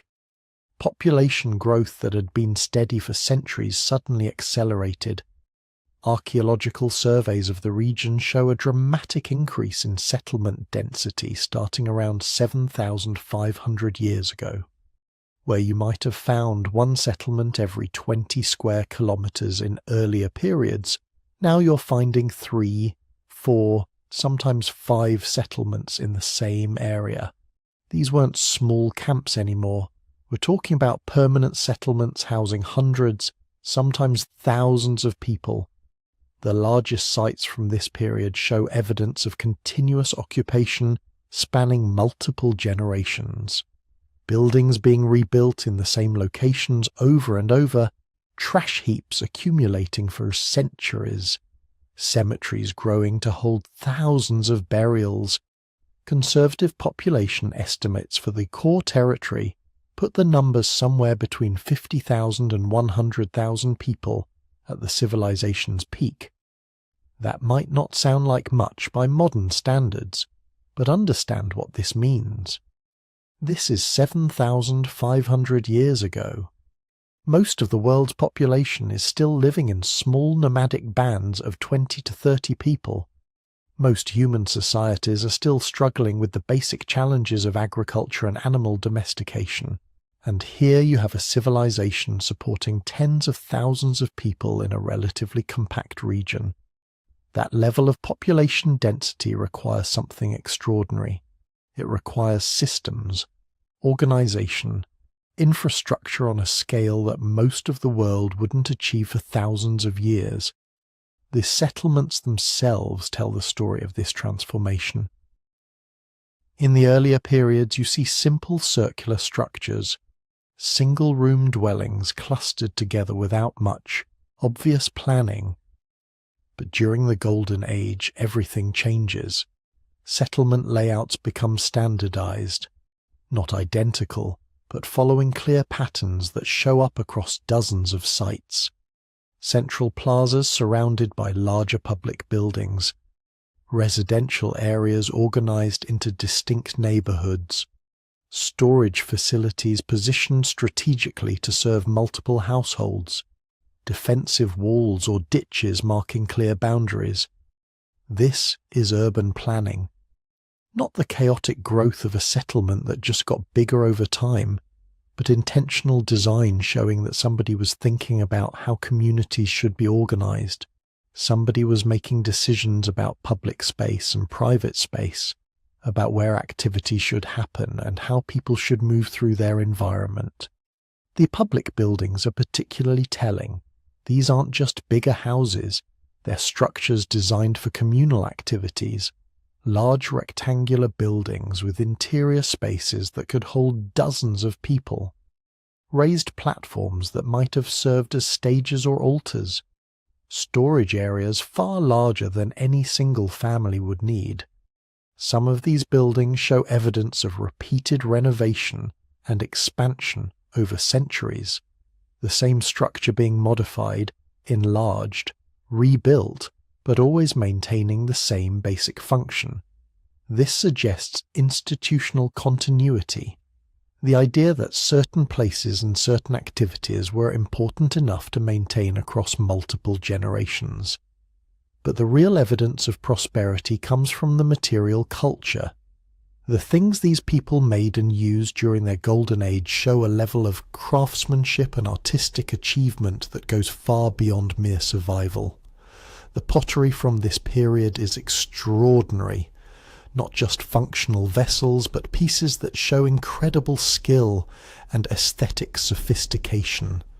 Thin-walled bowls with perfectly uniform thickness, jars with elaborate geometric patterns painted in multiple colours, vessels shaped to represent animals or human figures with remarkable anatomical accuracy. Some pieces show such technical perfection that modern potters struggle to replicate them using the same tools and materials. The firing temperatures had to be precisely controlled. The clay had to be prepared with exactly the right tempering agents. The pigments had to be applied in specific sequences to create the layered patterns we see. This level of craftsmanship doesn't happen by accident. It requires specialists, people whose primary job is making pottery, not farming or hunting. People who can spend years perfecting their techniques because their society is prosperous enough to support them, and it's not just pottery. Stone tools from this period show similar specialization. You start seeing elaborate ceremonial blades, carefully polished axes that were never used for cutting anything, ornamental objects carved from exotic stones that had to be imported from hundreds of kilometers away. Speaking of exotic materials, the trade networks during the Golden Age were genuinely impressive. Chemical analysis of obsidian tools shows sources from over 500 kilometers away. Marine shells from distant coastlines show up in inland settlements. Copper ornaments, some of the earliest metal objects in human history, appear in contexts that suggest they were highly valued prestige goods. This tells us something profound about their economic system. They weren't operating on simple barter anymore.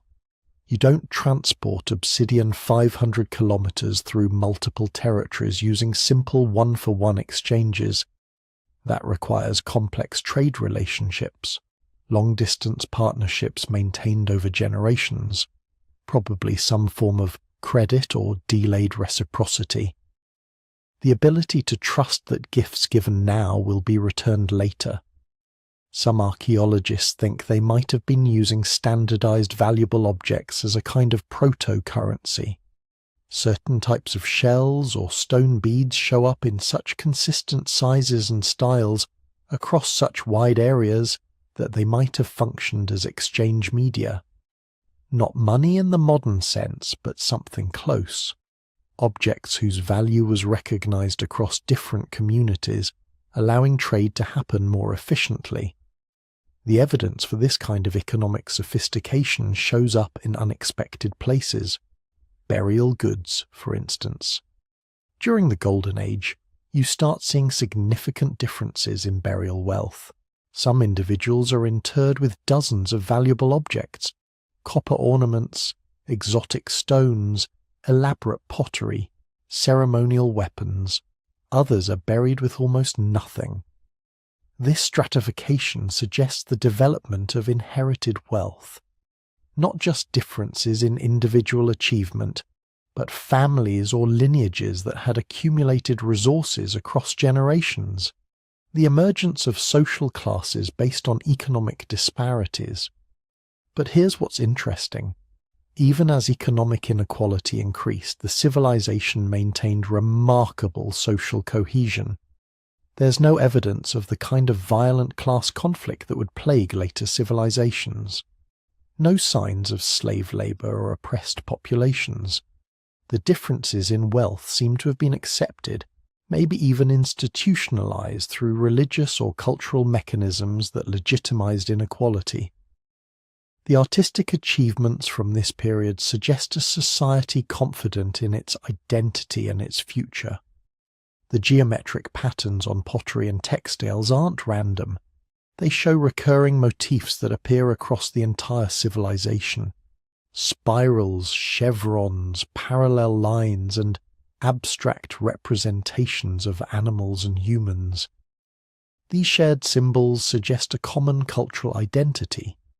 People in different settlements, separated by hundreds of kilometers, were deliberately using the same visual language. They were saying, "We belong to the same civilization. We share the same values and beliefs."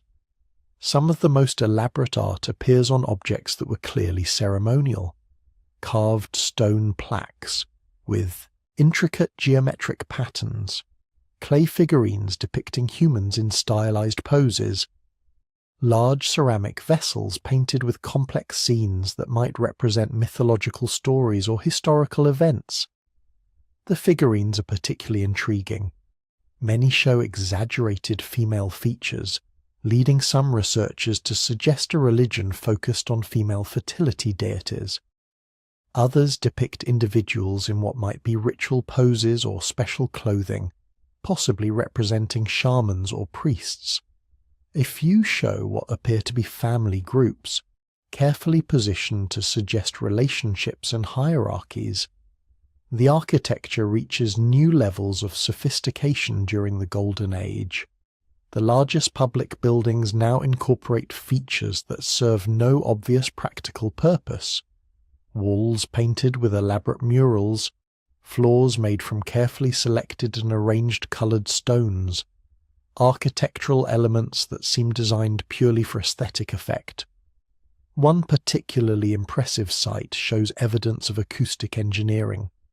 The main ceremonial building has a design that amplifies sounds produced in certain locations, creating dramatic effects that would have enhanced ritual performances. This suggests they understood sound propagation well enough to manipulate architecture for specific effects. The infrastructure investments from this period show a civilization thinking decades, maybe centuries ahead. Massive stone walls that must have taken years to construct, irrigation channels carved through bedrock to bring water to agricultural fields, defensive earthworks encircling entire settlements with ditches and ramparts that would require thousands of person-hours to build. These aren't projects you undertake if you're worried about collapse or abandonment. They're investments that only make sense if you expect your settlement to still be there in 50 years, 100 years, maybe longer. They show confidence in the future. Water management systems became increasingly elaborate during this period. Some settlements show evidence of wells dug to impressive depths. Others have channels directing runoff from surrounding hills into central reservoirs. A few sites have what appear to be early versions of aqueducts, bringing water from springs several kilometers away. This level of hydraulic engineering suggests specialized knowledge. Somebody had to understand hydrology well enough to predict where water could be found underground.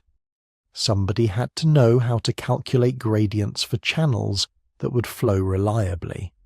Somebody had to organize the labor forces necessary to dig wells dozens of meters deep or carve channels through hillsides.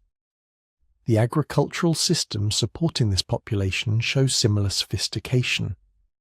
Evidence of crop rotation to maintain soil fertility, terracing on hillsides to create new farmland and prevent erosion, specialized storage facilities designed to protect grain from moisture and pests over multiple seasons.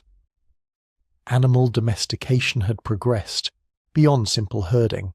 Skeletal remains show they were selectively breeding livestock for specific traits: sheep with longer, finer wool, cattle with greater docility, dogs bred for different purposes, some for hunting, others for guarding, perhaps some purely as companions. This is sophisticated animal husbandry, the kind of selective breeding that requires understanding inheritance patterns, even if they didn't have a formal theory of genetics.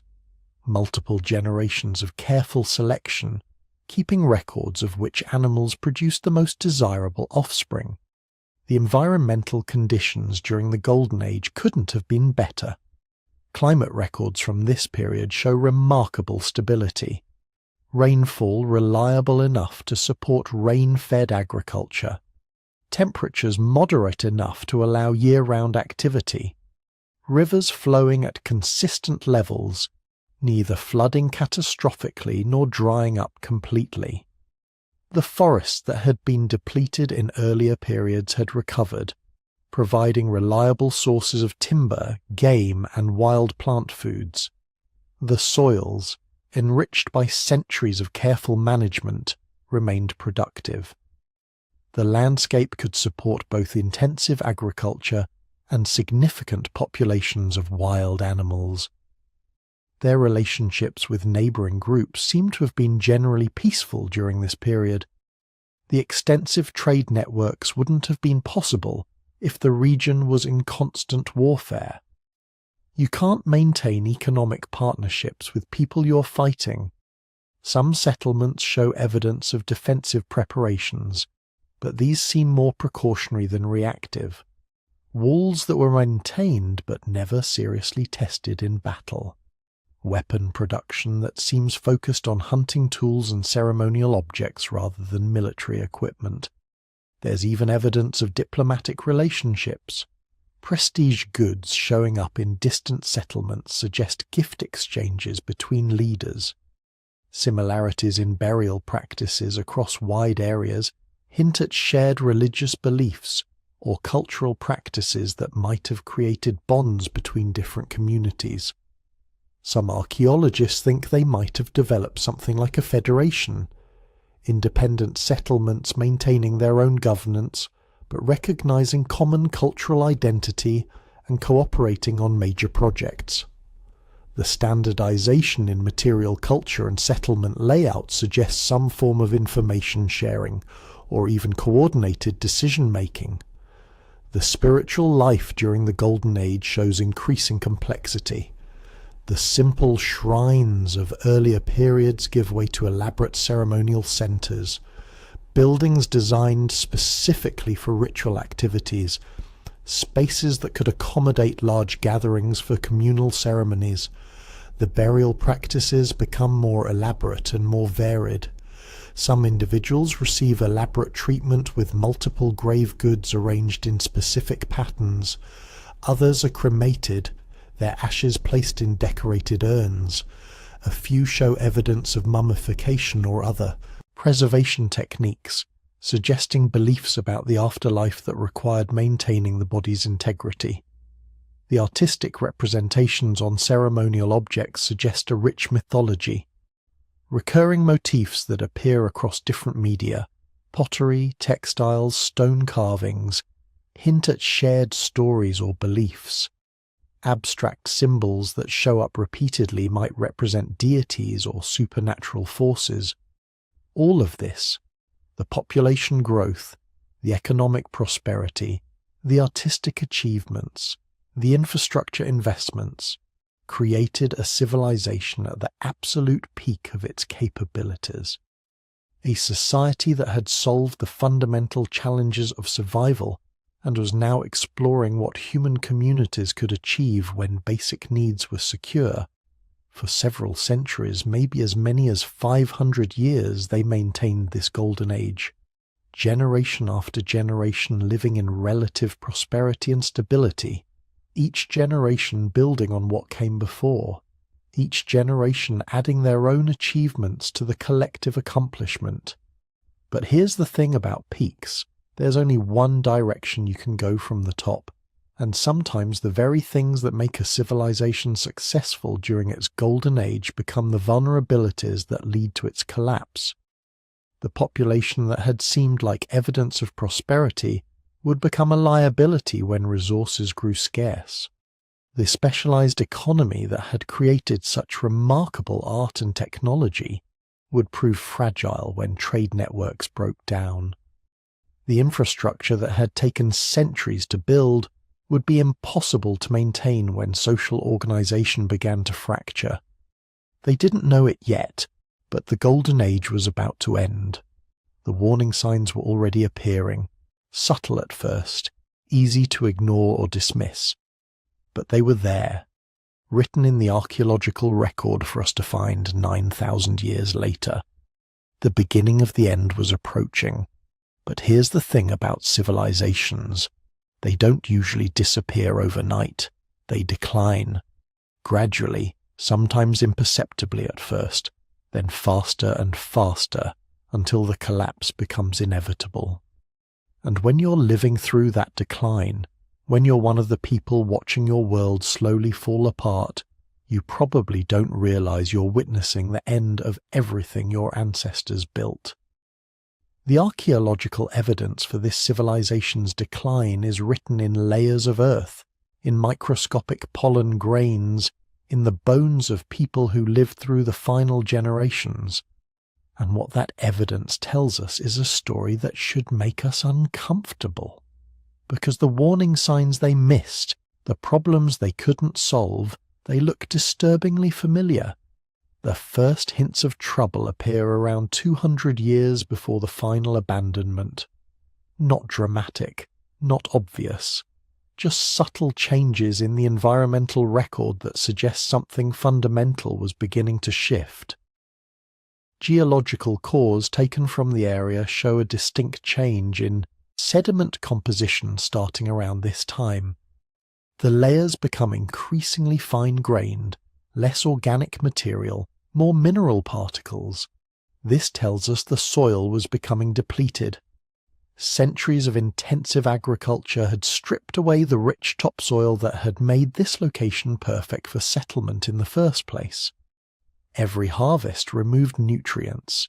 Every season of ploughing exposed more soil to erosion. And unlike modern farmers with access to fertilizers and soil management techniques, these people had limited options for restoring what they'd taken. The botanical evidence backs this up. Pollen analysis from these layers shows a dramatic shift in the types of plants growing around the settlement. The early layers, from the civilization's founding, are dominated by pollen from the grain crops they cultivated. Rich, diverse assemblages that indicate healthy, productive fields. But as you move up through time, the pollen record changes. The cultivated grains become less common. Wild grasses start appearing more frequently. Most tellingly, you start seeing pollen from pioneer species, plants that colonize disturbed or degraded soils. Their fields were failing. Not all at once, not catastrophically, just slowly becoming less productive, requiring more labor for smaller yields, forcing farmers to work harder every year just to maintain the same food supply. But they didn't stop. They couldn't, because by this point they'd built a society that required intensive agriculture to survive. Their population had grown to levels that couldn't be supported by hunting and gathering alone. They'd cleared so much land for farming that the wild resources that might have supplemented their diet were already depleted.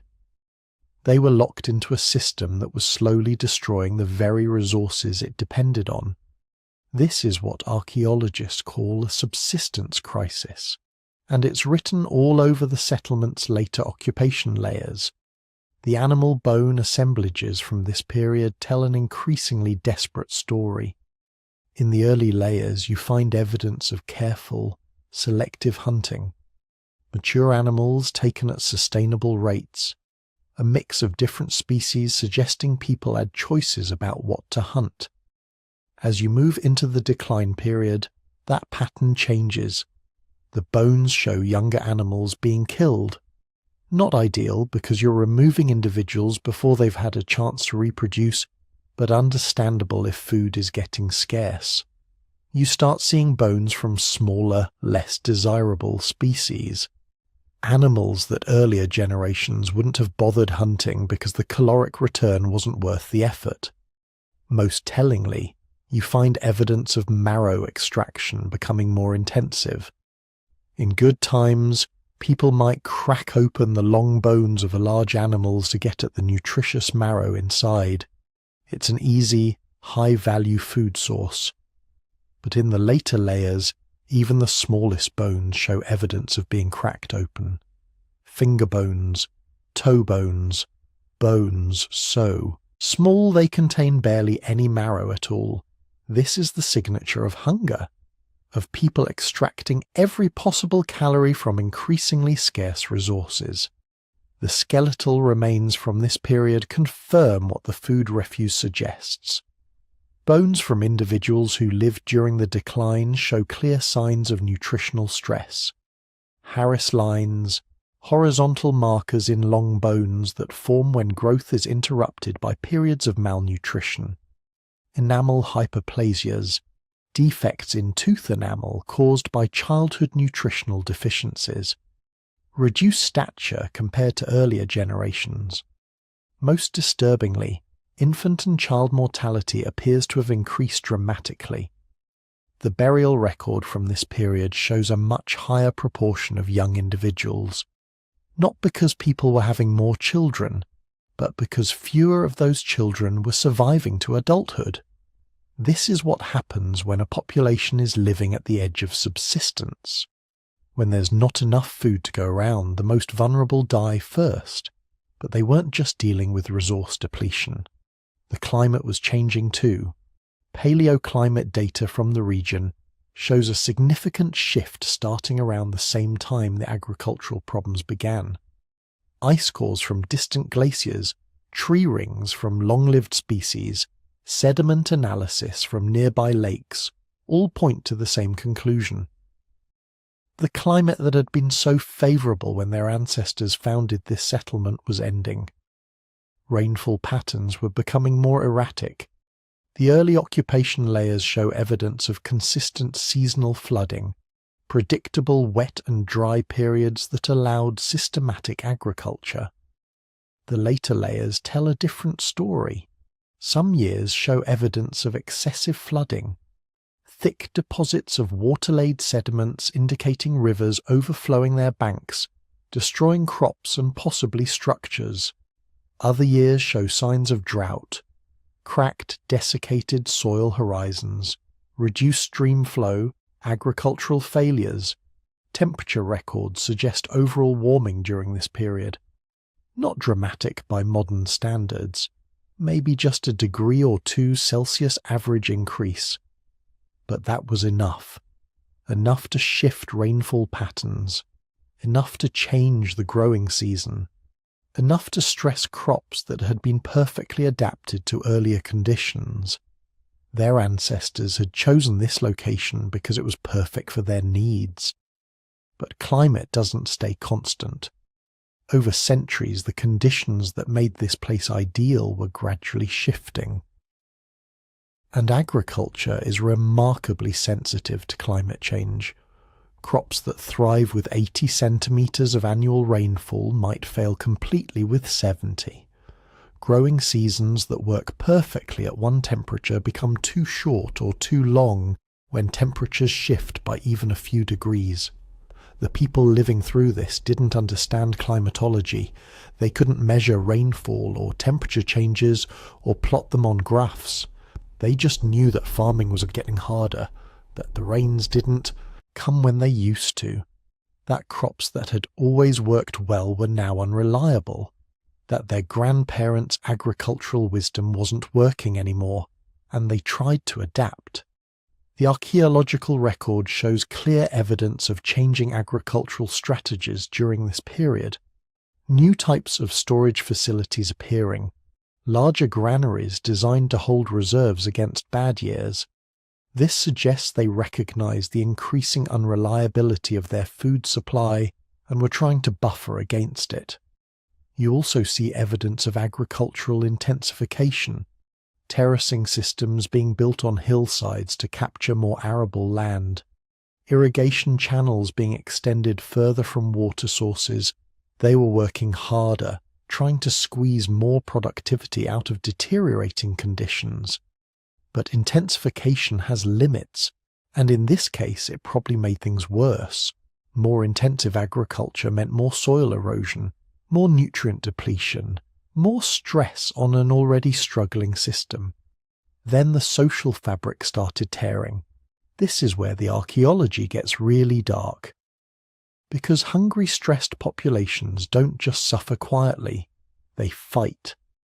Around 150 years before the final abandonment, new structures start appearing at the settlement.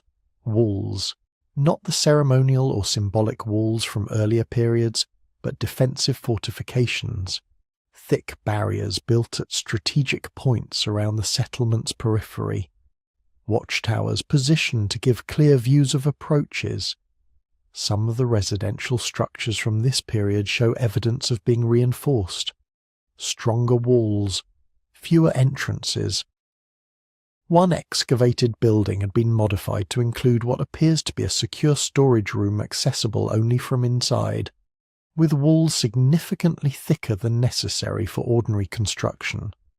They were fortifying their homes, protecting their food stores.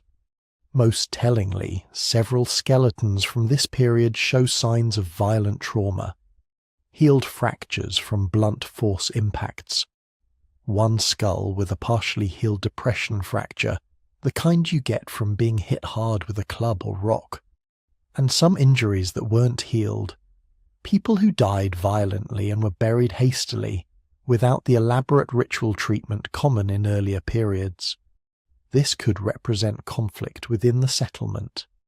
As resources grew scarce, different family groups or factions might have competed violently for access to food and water, or it could indicate raids from outside groups.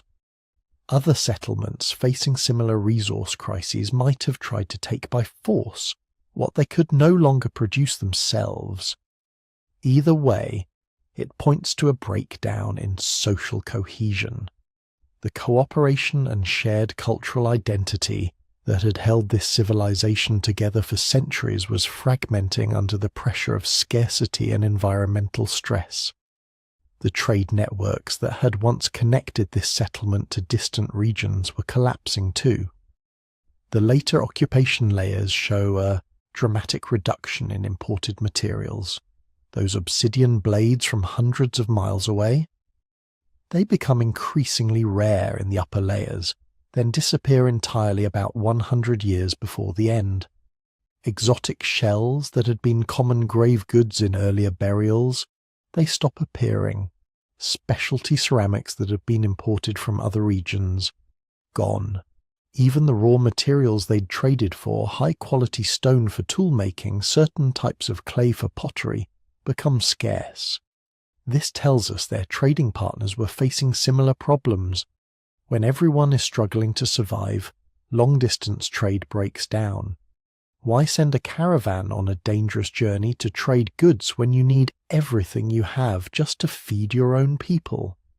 The economic networks that had enriched this civilization during its golden age were unraveling, and you can see the impact in the material culture. Pottery from the final occupation phases is noticeably cruder than earlier examples. Not because people forgot how to make good ceramics, but because they were focused on function over form. Why spend hours creating beautiful decorative vessels when you're hungry? Tool quality declined. Craftsmanship that had been a source of pride became expendable luxury. The ritual life that had been so central to earlier periods was simplified. Elaborate ceremonial structures fell into disrepair. One temple complex shows clear evidence of being partially dismantled, with building stones being reused in defensive walls. They were literally cannibalizing their sacred architecture to build fortifications. Burials became less elaborate. Fewer grave goods. Less time spent on funerary ritual. Some individuals from this period were buried in what appear to be mass graves, multiple bodies interred together without individual ceremony. This could indicate epidemic disease, or it might just mean they didn't have resources or time for proper individual burials anymore. About 75 years before the final end, parts of the settlement start being abandoned. The archaeological evidence shows a gradual contraction of the occupied area. Outer sections of the settlement, residential areas that had been continuously inhabited for centuries, suddenly show no signs of human activity. These abandoned zones weren't destroyed or burned. People just left. Possibly they moved to areas closer to remaining water sources, or maybe as population declined through malnutrition and violence, there simply weren't enough people left to maintain the full extent of the original settlement. The occupied area kept shrinking, each generation living in a smaller footprint than the one before.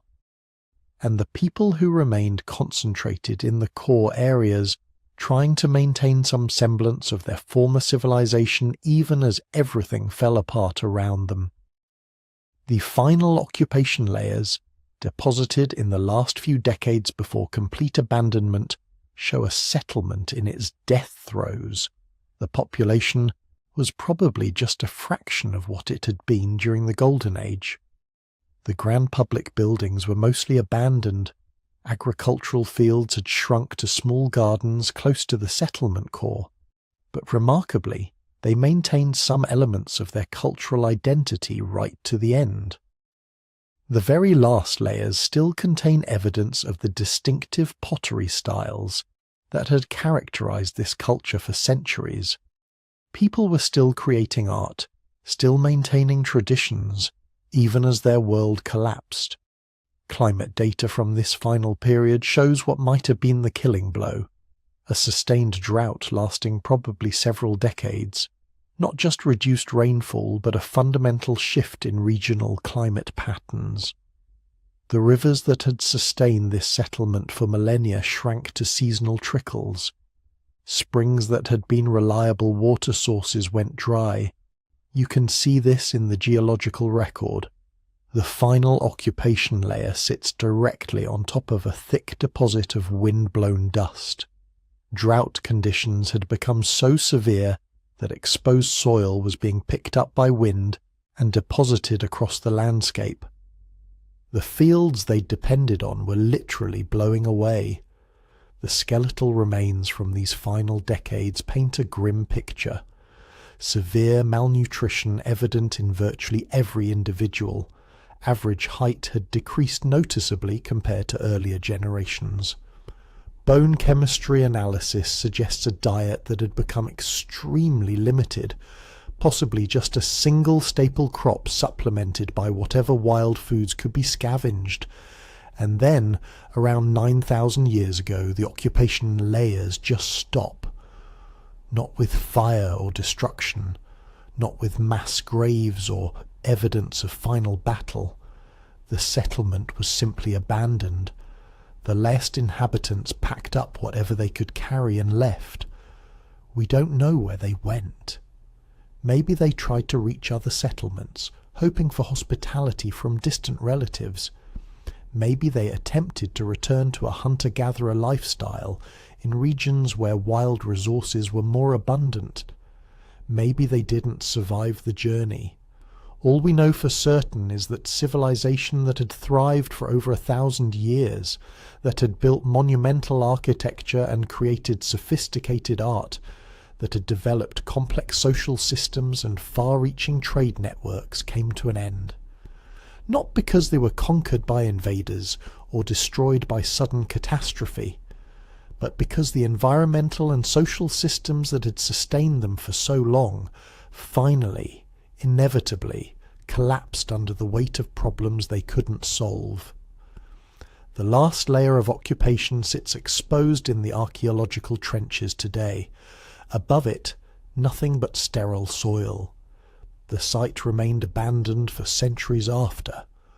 When people eventually returned to the region, they built new settlements in different locations, seemingly unaware that a great civilization had once existed in that place.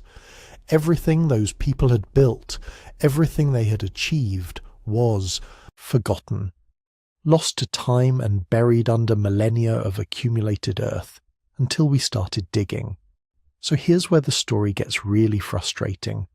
After discovering this lost civilization, after mapping their settlements, after piecing together how they lived and what they built, we still don't know exactly why they vanished.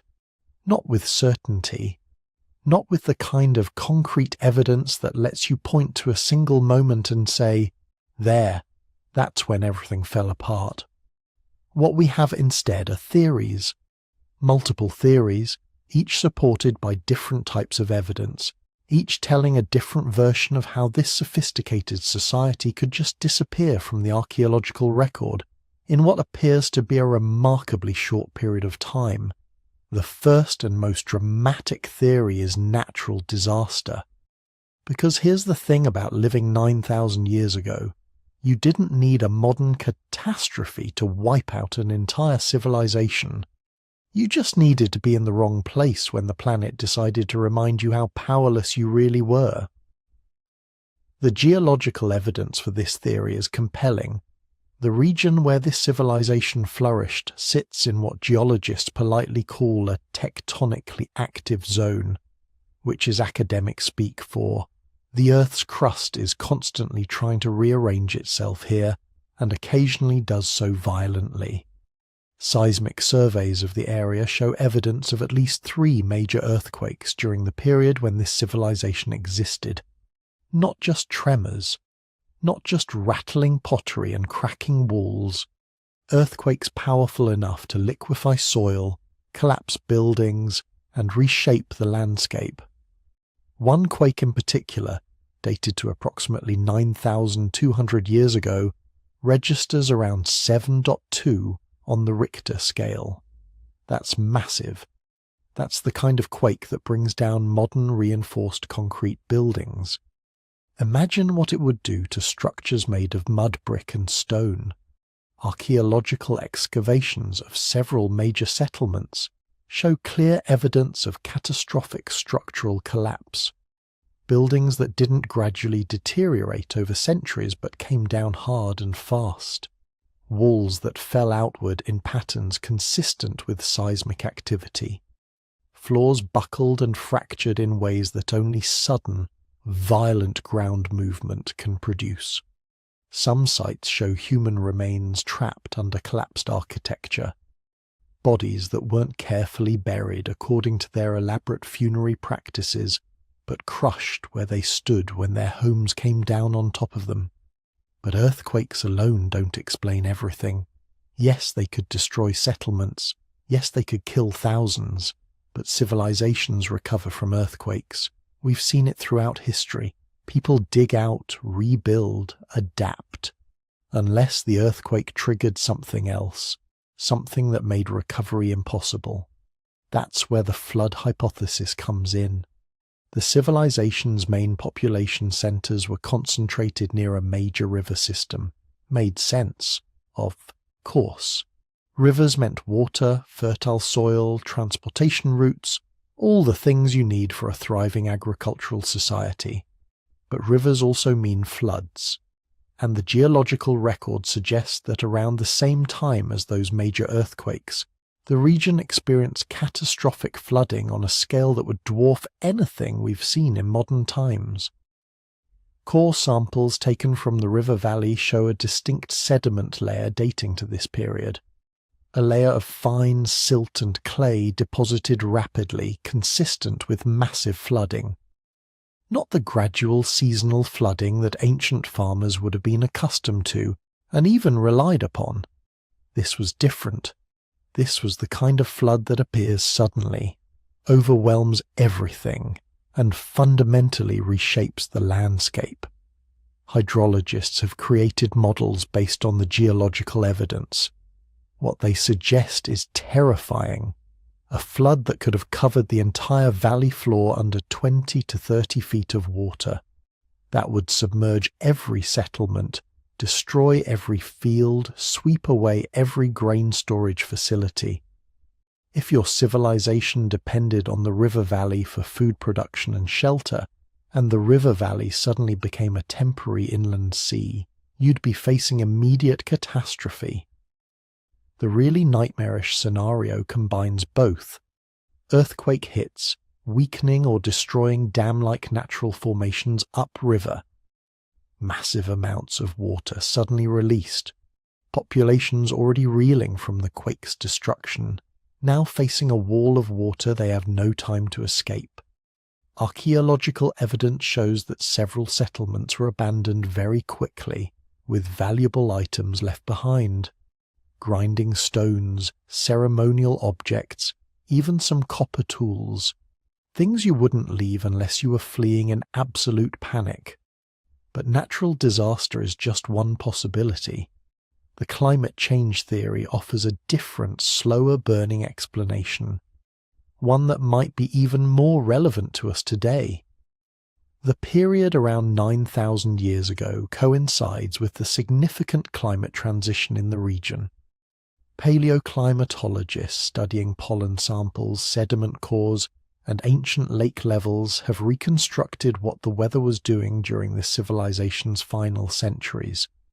What they found is a story of environmental transformation that would have devastated any agriculture-based society. The region had been relatively wet and temperate during the civilization's golden age. Rainfall patterns were reliable enough to support intensive farming. River levels remained consistent. The surrounding landscape supported enough vegetation to prevent soil erosion and maintain ecological stability. Then things changed. Beginning around 9,300 years ago, the climate began a shift toward increasing aridity, not suddenly, not catastrophically at first, just a gradual trend toward drier conditions, less reliable rainfall, more frequent droughts. Over decades, then centuries, the productive farmland that had supported this civilization began to fail. Archaeological evidence supports this climate scenario in uncomfortable detail. Analysis of crop remains from different periods shows a shift in what people were growing. In the earlier periods, you find evidence of water-intensive crops, varieties that need consistent moisture throughout the growing season. But in the later periods, the crop remains show a shift toward more drought-resistant species. Hardy grains that can survive with less water, crops that mature more quickly, taking advantage of shorter growing seasons. This is the signature of a civilization under environmental stress. They weren't just farming what they preferred, they were farming what could possibly survive in increasingly challenging conditions. Pollen analysis from the period tells the same story. The surrounding vegetation shows a transition from species that indicate moist conditions to those adapted for arid environments. The forests were shrinking. The grasslands were giving way to scrubland. The productive landscape was slowly transforming into something that couldn't support a large settled population. The real killer in this scenario isn't that farming became impossible. It's that farming became unreliable. Some years might still be good, enough rain, decent harvests, hope for the future, but then you'd get a bad year, or worse, a string of bad years, droughts that cause crop failures, failing harvests that depleted grain reserves, populations that had grown during good times suddenly facing starvation during the inevitable bad times. This creates a downward spiral that's hard to escape. Chronic food stress leads to malnutrition. Malnutrition makes people more susceptible to disease. Disease outbreaks further weaken the population. Weakened populations can't maintain the complex infrastructure, irrigation systems, defensive walls that kept the civilization functioning. The whole system begins to unravel. Which brings us to the resource depletion theory. Because climate change doesn't happen in isolation, it interacts with how people use their environment, and the archaeological evidence suggests this civilization might have been contributing to their own ecological collapse. Deforestation appears to have been extensive. Analysis of building remains shows massive timber use, not just for construction, but for fuel. Copper smelting, which they were doing on an industrial scale, requires enormous amounts of wood to maintain the high temperatures needed to extract metal from ore. Studies estimate they would have needed several tons of wood for every kilogram of copper produced. The environmental consequences of this deforestation would have been severe. Without tree cover, soil erosion accelerates. Sediment analysis from the period shows increasing siltation in rivers and irrigation channels. This isn't just an inconvenience. Silted irrigation systems don't work properly. They require constant labor-intensive maintenance. If you're already dealing with crop failures from climate change, you can't afford to lose efficiency in your water management systems. But you also can't spare the labor to constantly clean out channels. It's a trap with no good solution. Then there's overgrazing. The civilization kept large herds of domesticated animals, sheep, goats, cattle. Archaeological dung analysis, yes, that's a real field of study, shows animal populations that were probably beyond the land's sustainable carrying capacity. Too many animals eating too much vegetation, preventing regeneration, degrading the grasslands into bare dirt. Combined with climate change making things drier and deforestation removing what little vegetation remained, you get the perfect recipe for turning productive land into desert. Once that process starts, it's incredibly difficult to reverse, especially with Bronze Age technology. But maybe it wasn't environmental collapse at all. Maybe something else killed them. The epidemic theory suggests that disease might have swept through the population with devastating effect. Archaeological evidence for this comes from burial sites dating to the civilization's final period. Several mass graves have been discovered containing dozens of bodies buried simultaneously. Not the careful, elaborate burials they practiced during better times. These are hasty, desperate burials. Bodies placed in layers, covered quickly with minimal ceremony. Skeletal analysis of these mass burial victims shows interesting patterns. Many show signs of malnutrition, consistent with populations under food stress. But some also show lesions on bones that suggest infectious disease. Nothing definitive. Disease often doesn't leave clear marks on skeletons, but enough to raise possibilities. The demographic profile is also suspicious, higher than normal proportion of young adults and children, the very groups that tend to suffer most during epidemic disease outbreaks. Here's what makes epidemics so dangerous for ancient populations. When you're already weakened by malnutrition from crop failures, your immune system is compromised. You're vulnerable to diseases that healthy populations might weather relatively well. When you're living in dense settlements, as this civilization was, diseases spread rapidly.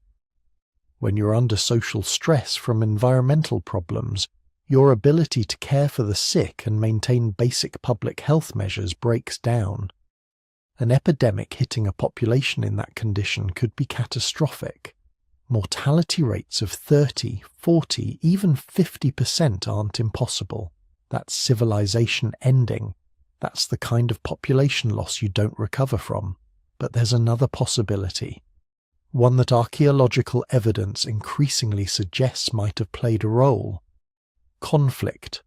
The later periods of this civilization show clear signs of increasing violence.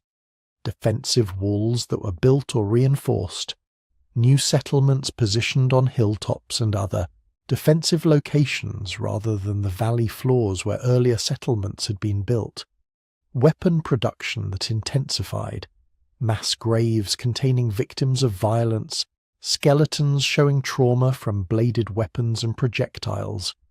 Who were they fighting? Maybe each other. Resource scarcity from climate change and environmental degradation would have created competition between communities.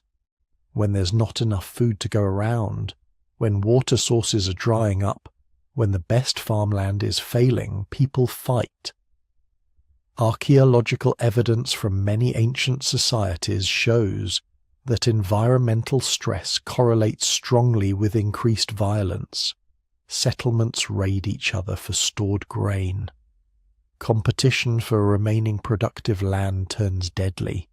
Social bonds that held the civilization together during good times fracture under the pressure of scarcity. Or maybe they were fighting invaders. The period around 9,000 years ago was one of significant population movements across the broader region. Climate change wasn't just affecting this one civilization, it was affecting everyone.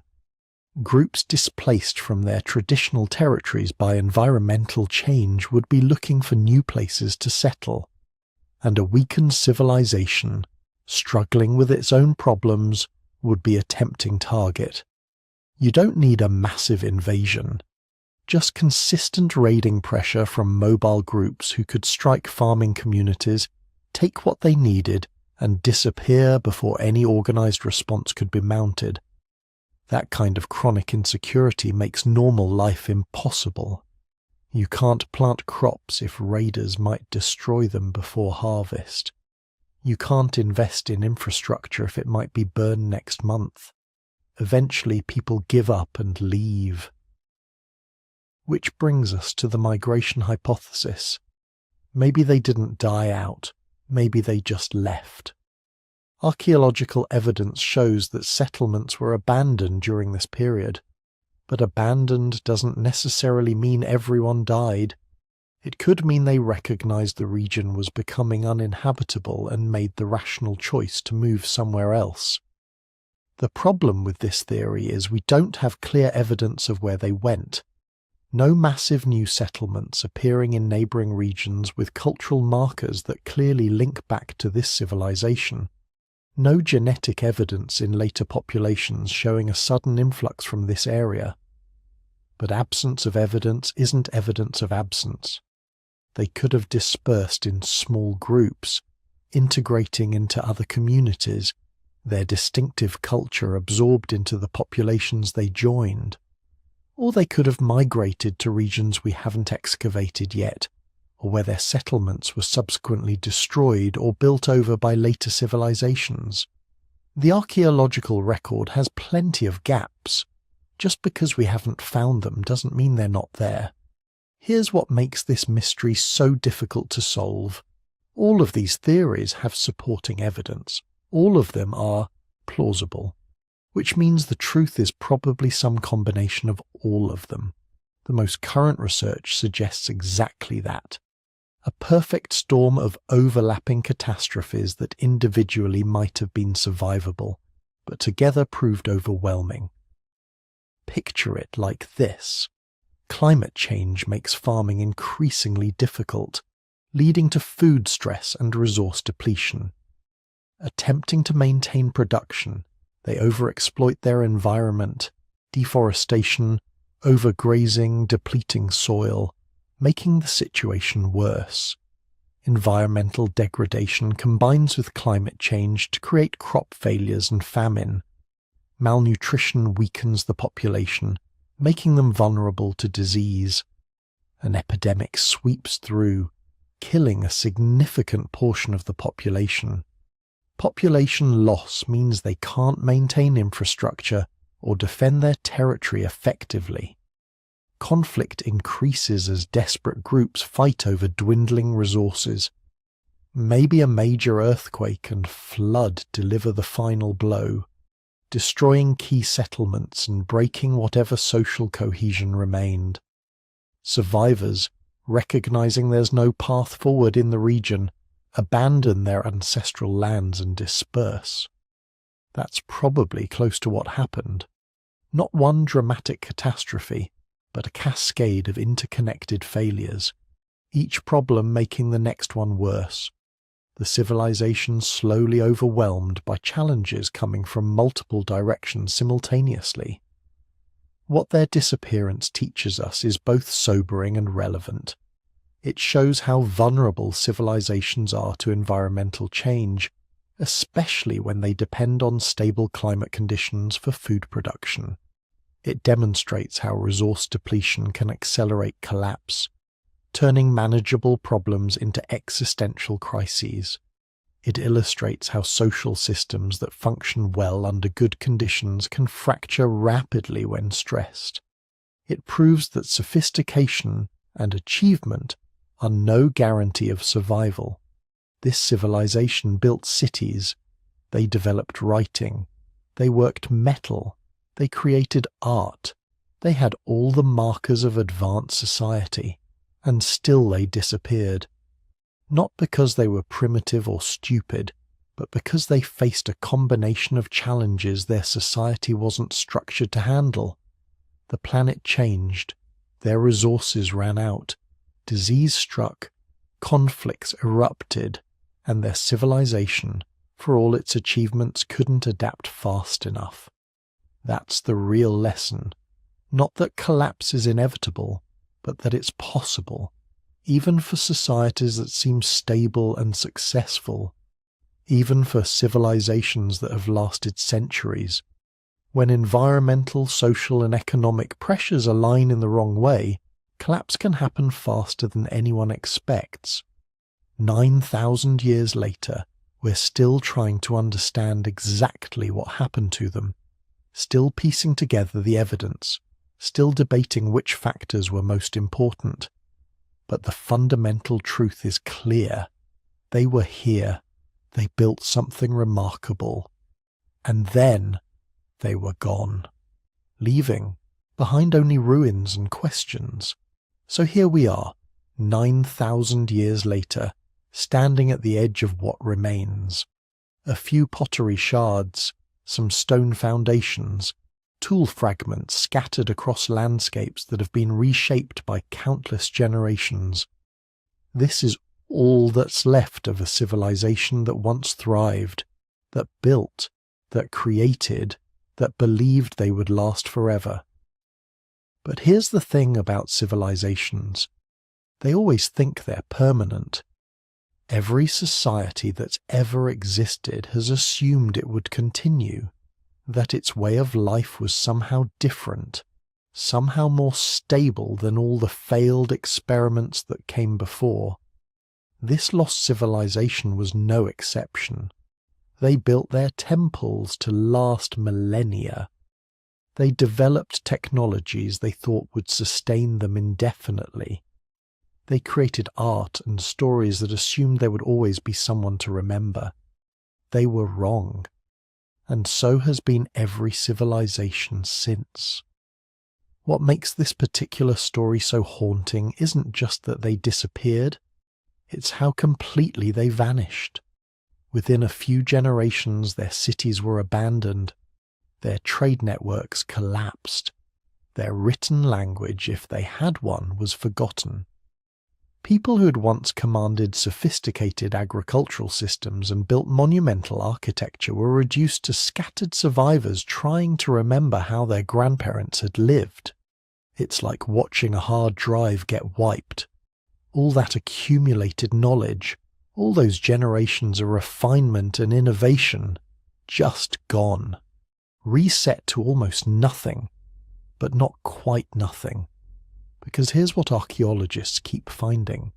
Techniques that survived, agricultural practices that persisted in modified forms among later peoples, architectural principles that show up in civilizations that arose centuries after the collapse, built by people who couldn't possibly have had direct contact with the original builders. Knowledge has a way of surviving even when the people who created it don't. It seeps into the groundwater of human culture, surfacing in unexpected places and times. Those survivors who scattered into the surrounding regions, they carried fragments of the lost civilization with them. A pottery technique here, a farming method there, stories that got retold and transformed until their origins were forgotten. This is how civilizations actually die. Not in one dramatic moment, but in a slow dissolution. A gradual simplification as each generation retains less of what came before, until finally there's nothing left but myths about ancestors who could supposedly do impossible things. Sound familiar? Because it should. We're living through our own version of this story right now. Different scale, different technologies, but the same fundamental pattern. A civilization pushing environmental systems to their limits. Resource networks grown so complex that nobody fully understands all the dependencies. Climate patterns shifting in ways that challenge the assumptions our entire society is built on. The lost civilization we've been exploring tonight, they probably had their own version of climate deniers. People who insisted the drought would end soon, that the traditional methods would keep working, that changing course would be too expensive or difficult. They had their optimists who believed technology would solve everything, and their pessimists who said collapse was inevitable. They had their political leaders making short-term decisions that served immediate needs while ignoring long-term consequences. They had all of this, and it didn't save them. But here's where the story gets interesting. Because 9,000 years later, we're still finding their traces, still learning from their mistakes, still being influenced by innovations they developed in response to challenges we can barely reconstruct.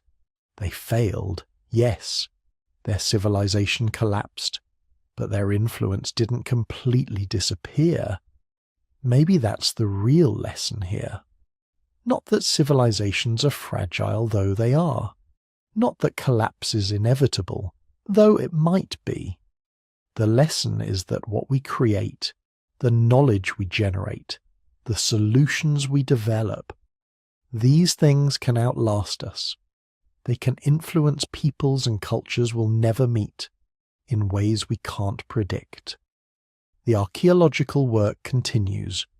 New techniques like ground-penetrating radar and environmental DNA analysis are revealing aspects of this lost civilization that were invisible to earlier researchers. Teams are scheduled to return to the main excavation site next summer. There are entire districts of the ancient city that remain unexcavated. Dozens of outlying settlements that have barely been surveyed. Chemical analysis of ancient seeds is revealing details about their agricultural practices. Isotope studies of skeletal remains are showing migration patterns and diet changes during the decline. Every season brings new discoveries. Every new technology reveals information that was always there but impossible to access. The story isn't finished. It's still being written, one careful excavation at a time, one careful analysis at a time. If you've found this journey into the past fascinating, if these echoes from 9 millennia ago have sparked your curiosity about what other forgotten stories might be waiting in the archaeological record, consider subscribing. There are so many lost civilizations, so many vanished peoples whose stories deserve to be told. Leave a comment about which ancient mystery you'd like to explore next. But for now, as you drift towards sleep, consider this. Somewhere beneath the ground, there are still traces of people who lived and loved and built and dreamed. They're waiting for someone to remember them, waiting for their story to be told one more time. And in 9,000 years, perhaps someone will be telling our story too, wondering what we knew, wondering what we lost, wondering what echoes we left behind. Sleep well.